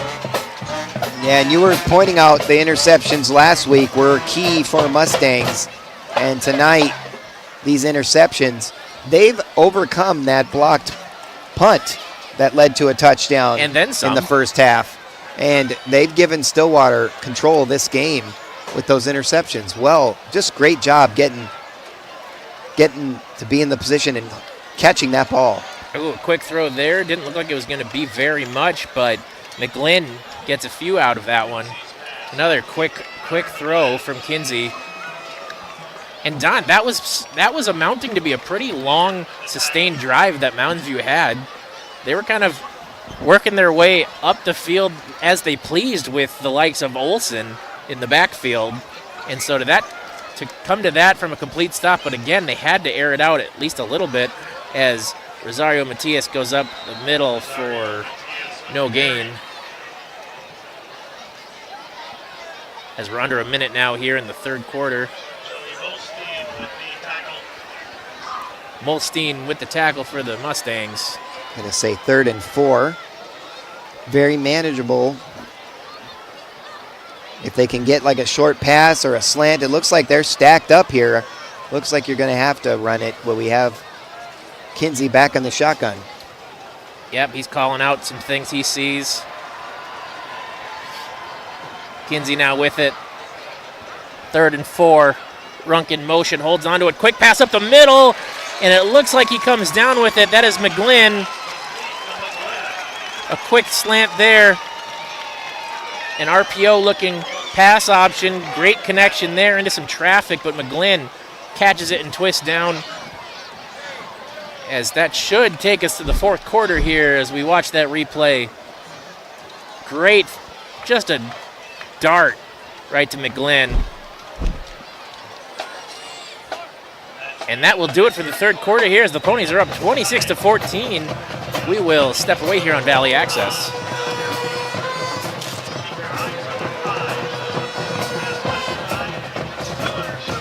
Mike Pete and she is Latoya Turkey. Alongside Don Ackerman, my name is Ted LaRue. Join Mike Peden and Ted LaRue all season long for Stillwater Pony High School sports live on VAC TV.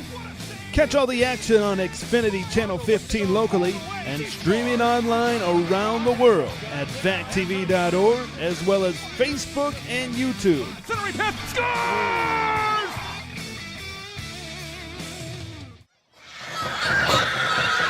Hello, everybody, and welcome back here as we are between quarters. Ponies, right before that quarter ended, Don, a great pickup by McGlynn. Yeah, nice 10-yard pickup as they cross the mid-stripe. Critical, too. That was a 3rd and 4 to convert that. If you want to put Mounds View away, this is how you do it. Kinsey with it, throws left. Finds Eggy.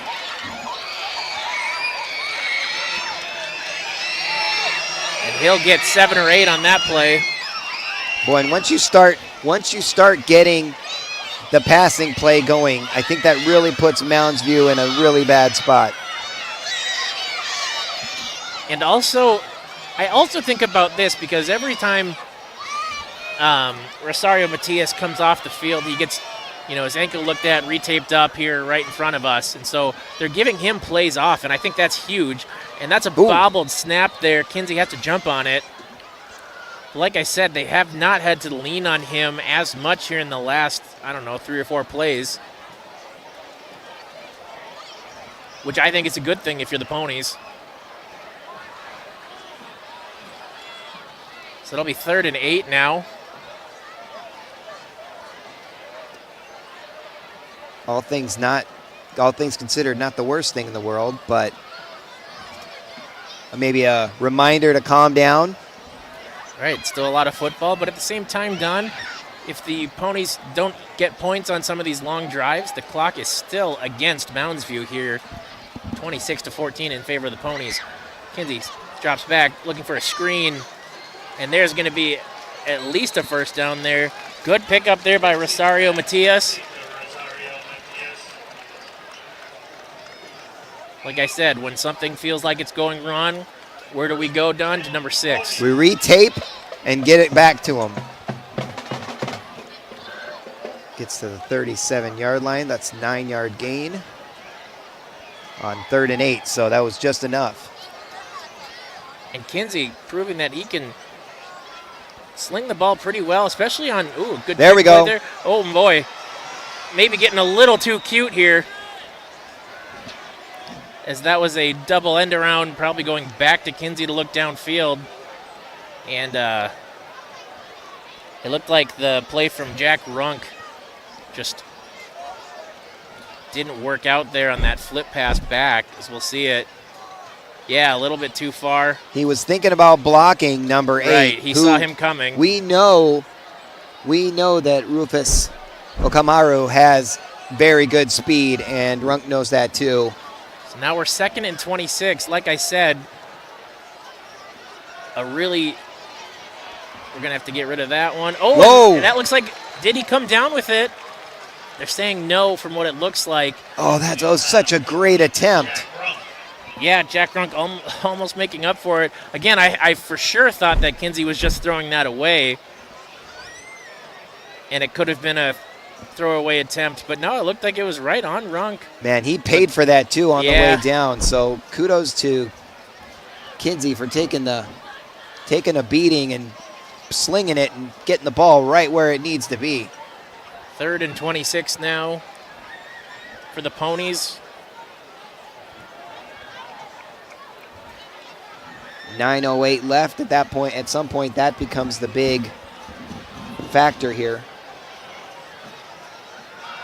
Kinsey drops back, and he gets stuffed by number 15, Colton Lewin. I call that a coverage sack because Kinsey was looking down the field and couldn't find anything. Looks like he's got something. He's messing with his helmet. Yeah, something just doesn't look right. I think something maybe got into his helmet, or one of his pads is loose inside there, but. Well, regardless, a big stop for Mounds View after turning it over a second time.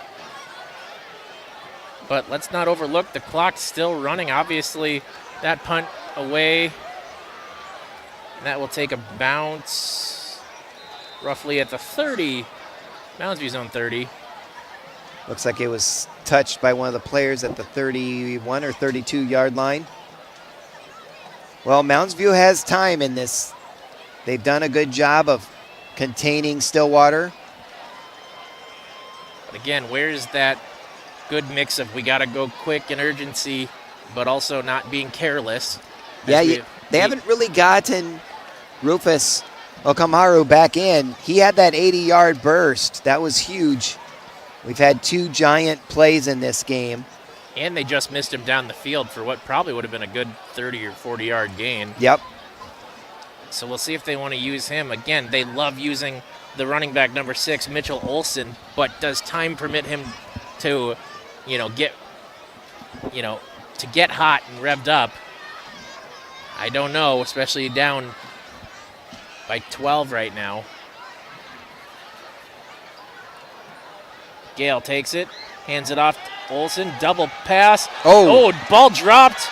Is it a live ball? We'll see. If it is, it looks like it's recovered by number 46, Keaton Matthews. People still fighting for it. And it is Ponies football. 49, my mistake.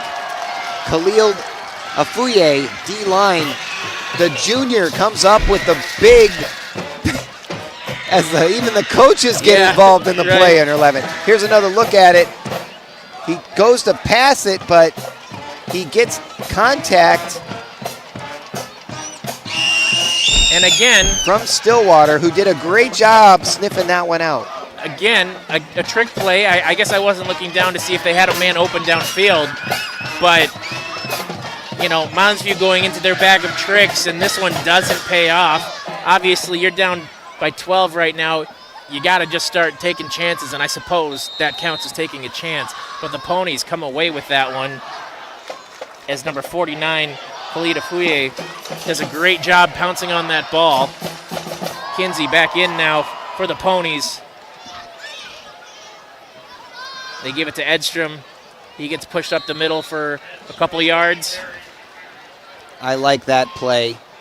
If you're trying to mix it up, I think it's a good idea to get, especially if you're retaping Rosario Materius' ankle, give him some room to heal. You've got this game in reasonable control, a nice solid drive here. You might be able to put Mounds View away, even though there's more than 7 minutes left in this game. I was going to say, even if they don't come away with points, they could easily chew up some of the clock here. And like you said, I love going to Edstrom here. A more than capable back, fullback, whatever you want to call him.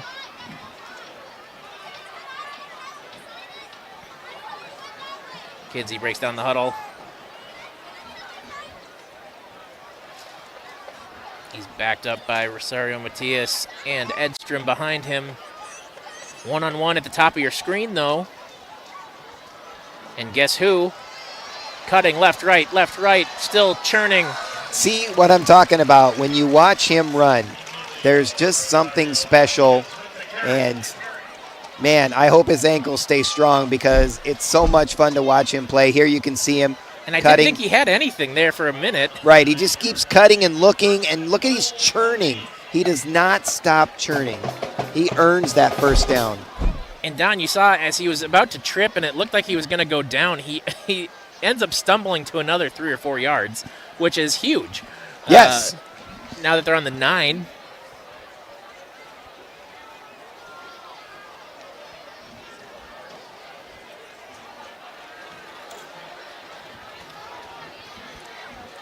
Just great to watch him run. I just love watching him run. Gus Gregg playing the fullback position right now for Rosario Matias. Matias spins around, and then he runs into half of the team. Thought he was going to get clipped right at the beginning. He spins around, misses that first guy, but then the rest of the Mounds View defense is right there.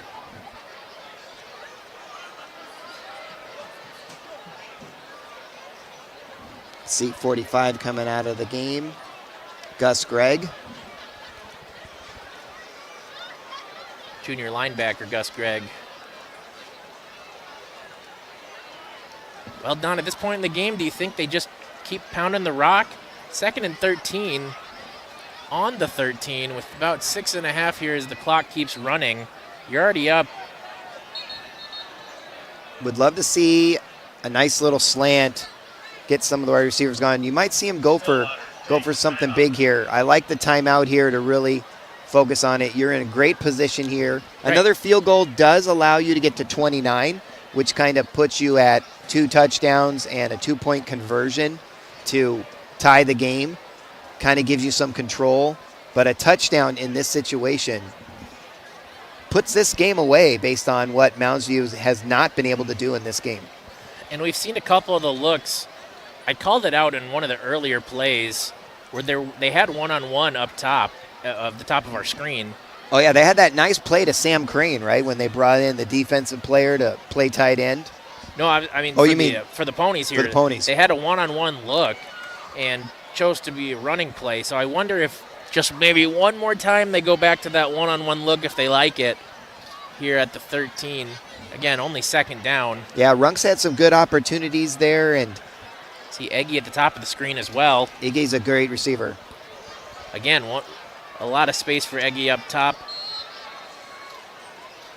2nd and 13. Kinsey drops back, looking for his options. Goes left. He connects with number 10, and it looks like he dove for the pylon, and that's a touchdown for the Ponies. Joe Fredkove. Great reads there by Kinsey to look through his options. Finds Fredkove, who, again, not just a gimme touchdown. Fredkove had to do some work to get into the end zone. Dove for the pylon right at the end there. And the Ponies right now up 32-14 before this kick happens. Wow, Don. Kudos to the coaching staff who just designed the perfect play, and kudos to the Ponies for executing it. What a great play there. Very impressed. And you see that a lot. I've seen that a lot this season where Stillwater just calls the right play. Sometimes maybe it doesn't complete, but you can see that they're put in place. And here you see he's looking back the whole time. Fredkove gets the ball, turns and burns, and dives for the score. And again, Joe Fredkove, that senior, 6'4", so he had some reach. We've seen him on the basketball court as well, Don. There you get a good look at, that was quarterback Nick Kinsey. Really nicely designed play, too. I think Everyone was thinking he was going to go to the right. Kinsey comes back to the left. Great design, great execution, great result. And like you said, Don, I love the aggressiveness because at this point, before the touchdown, the Ponies could have played it safe. They could have just run the ball a couple more times, eat more clock, and potentially reel off a touchdown because you've got an all-star running back. But they went aggressive. They designed a great play, like you said, and it results in 7 more for the Ponies, making this a pretty for sure thing at this point with 6:10 left here in this game on homecoming night on Pepperoni Pizza Day. That's right.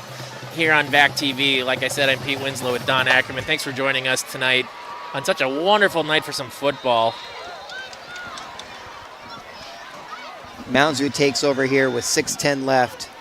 They've got the ball at the 20, and they've got a lot of work to do. Stillwater defense has been solid. 2 interceptions. They've been opportunistic when they've had it. There hasn't really been any.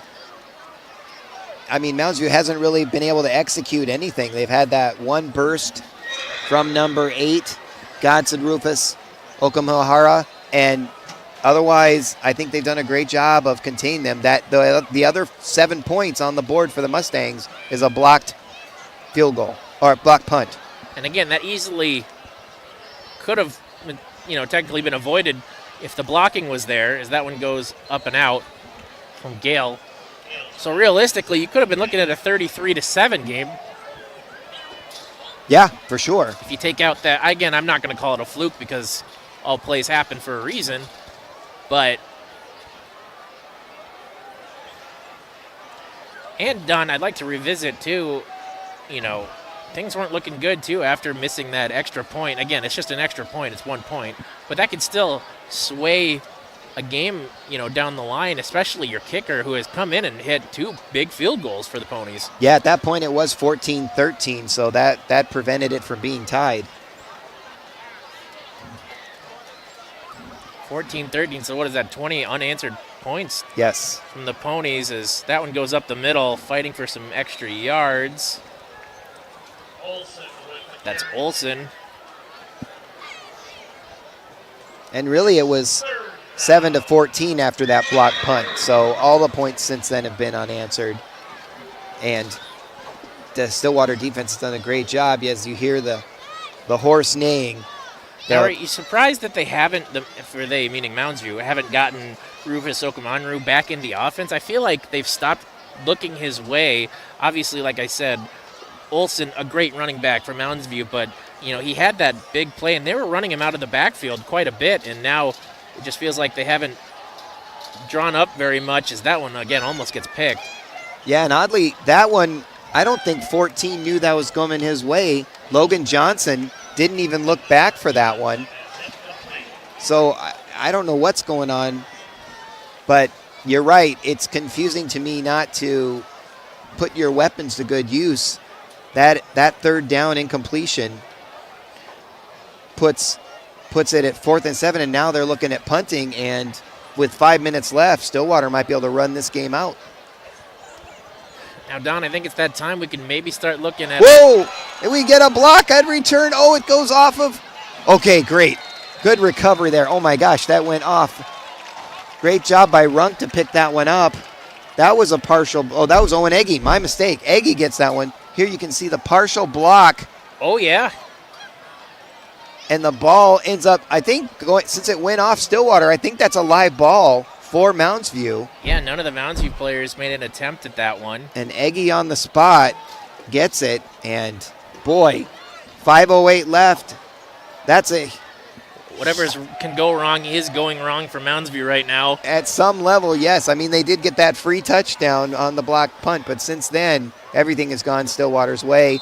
And on that snap for the punter, again, that snap came a little bit high, and that causes that, millisecond, let's say, Don, for the Ponies player to come in and get a tip on that. Yeah, now they're in great field position at the 39. And they'll run Rosario Matias up the middle. Boy, and he stopped and fell backwards, which I've watched a lot of him running. I can't remember too many times. I can't remember a time when he did that. I don't think I've ever seen him go down like that. Are that. you surprised they're even having him run it still here with, I know there's still 5 minutes left in this game. Well, look at that. Did you just see that? He was pointing at me? What? But you can see here as he comes into the play, he's going to reshift, but he ends up going down, and usually you do not see him going backwards. So, and I will say that it looked like the gap closed down. It did, for sure, but he usually runs into that. Yeah, right. So Kinsey now, they'll go back to him, and he'll get stuffed right away by number 55 for the Mounds View Mustangs, Robert Essie with the stop. I mean, he did pick up 2 yards on that. But I think you can hear the crowd kind of settling in, feeling confident about this game. I think the student section on Mounds View side hasn't had much to say for a little while now. Props to them. They're still Stillwater, here, though. Yes, they are. And Stillwater still has decent field position here. 3rd and 10 at the 39. Now, Don, I want to circle back to our player of the game. And I want to hear what your thoughts are, because for me, viewers would say, well, you obviously got to give it to Rosario. Obviously. Matias. But if I was going to go with, I don't want to say the unorthodox pick, but with somebody else that's not number 6, I got to hand it to the defense just as a whole. Stillwater defense has done great. Obviously, Ryan Silbernagel has 2 picks, but the defensive scheme all night has not budged an inch off of a very, very good Mounds View offense. And now I do realize Mounds View had to make that quarterback change, and that will shift things. That will change the playbook a little bit. But it is a senior coming in the he's backup, been around. So he should be able to go with the system. And so, but again, I just got to think that the DC and all the defensive players tonight have absolutely made it a statement win, in the sense that they have absolutely clamped down on a very good Mounds View offense. Yeah, we're handing out trophies with 2 minutes and 42 seconds left in the game. But I wouldn't, as soon as you said maybe not your running back, who do you think it is? Silbernagel jumps to the top of the list, but he was able to have success because of the team having success. There we go. There we are, sitting on the sideline. Thank you, Papa John's of Stillwater. We appreciate National Pepperoni Pizza Night. Yeah, we're having a great time out here. Thanks to Papa John's for sponsoring this one tonight. Thanks to everybody watching on Valley Access channels. Thanks to Chris and Jordan and Luke and everybody else. Yeah, appreciate that. Lets Don and I do these games and have fun calling these things for Stillwater. As again, we've had a blast tonight on Valley Access channels, as is everybody else behind us for homecoming here for Stillwater, as they'll punt this one away.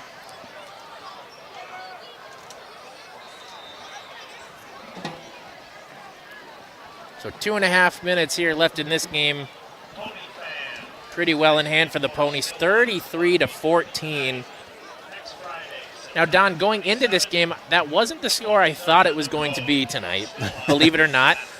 I actually thought it was going to be quite a low-scoring game, just because I understand how good the defenses are, and sometimes that can really stymie good offenses. But this was not in my bingo card for final scores. I mean, Stillwater, it's funny because Stillwater still hasn't realized all the things they can do, and they're still dominating the game. I think their defense, you said early on, you think it's underrated, and tonight I think they showed that they can get the job done quite solidly. And honestly, I'd also like to throw some praise to the quarterback, Nick Kinsey. Obviously, there's a lot of pressure on his shoulders to run this offense, to be, the guy, quote unquote, and to not just have to rely on handing it off every play to one of your 2 good backs. Like, he's made some very good reads and very good plays to escape, linebackers and such. There's a pitch there to the left. That's Olsen slips and goes down. But again, Kinsey has absolutely found some really big, and really big, Don, on the 3rd and 7 or 8s, let's say. Mm-hmm. There's some really big plays that he converted himself, finding the open man, to the likes of McGlynn or Eggy. Yeah, and like you said, finding some one-on-ones. It's exciting to see where they are now, and all I see is more opportunity in the future when it comes to the Stillwater offense. And on the defense, I mean, they're doing a solid job. It's going to be interesting to see how this game continues. Next week they play Forest Lake. That might be a good game to get the offense opened up. Big hole up the middle for Olsen. Still running. Wow, luckily that was tackled. I don't see Stillwater giving up another play like that again. So that's a big play there as he gets the ball from, the 16-yard line? Yeah, we'll look at here. Everything just kind of opened up. Tough angle for number 11 for the Ponies. He actually ended up bowling his own teammate over and still getting another 10 or 15 yards after that. And again, great run by Olsen. And he'll get it out pretty much to close off this game. 26-yard gain there. And kind of key for Stillwater to not let him score there, because the way they've handled this game, the clock is the enemy of Mounds View at this point. Right, they didn't allow Olsen to become a weapon. Because again, if they get the running game early, Mounds View has done that before. It's a whole different ball game.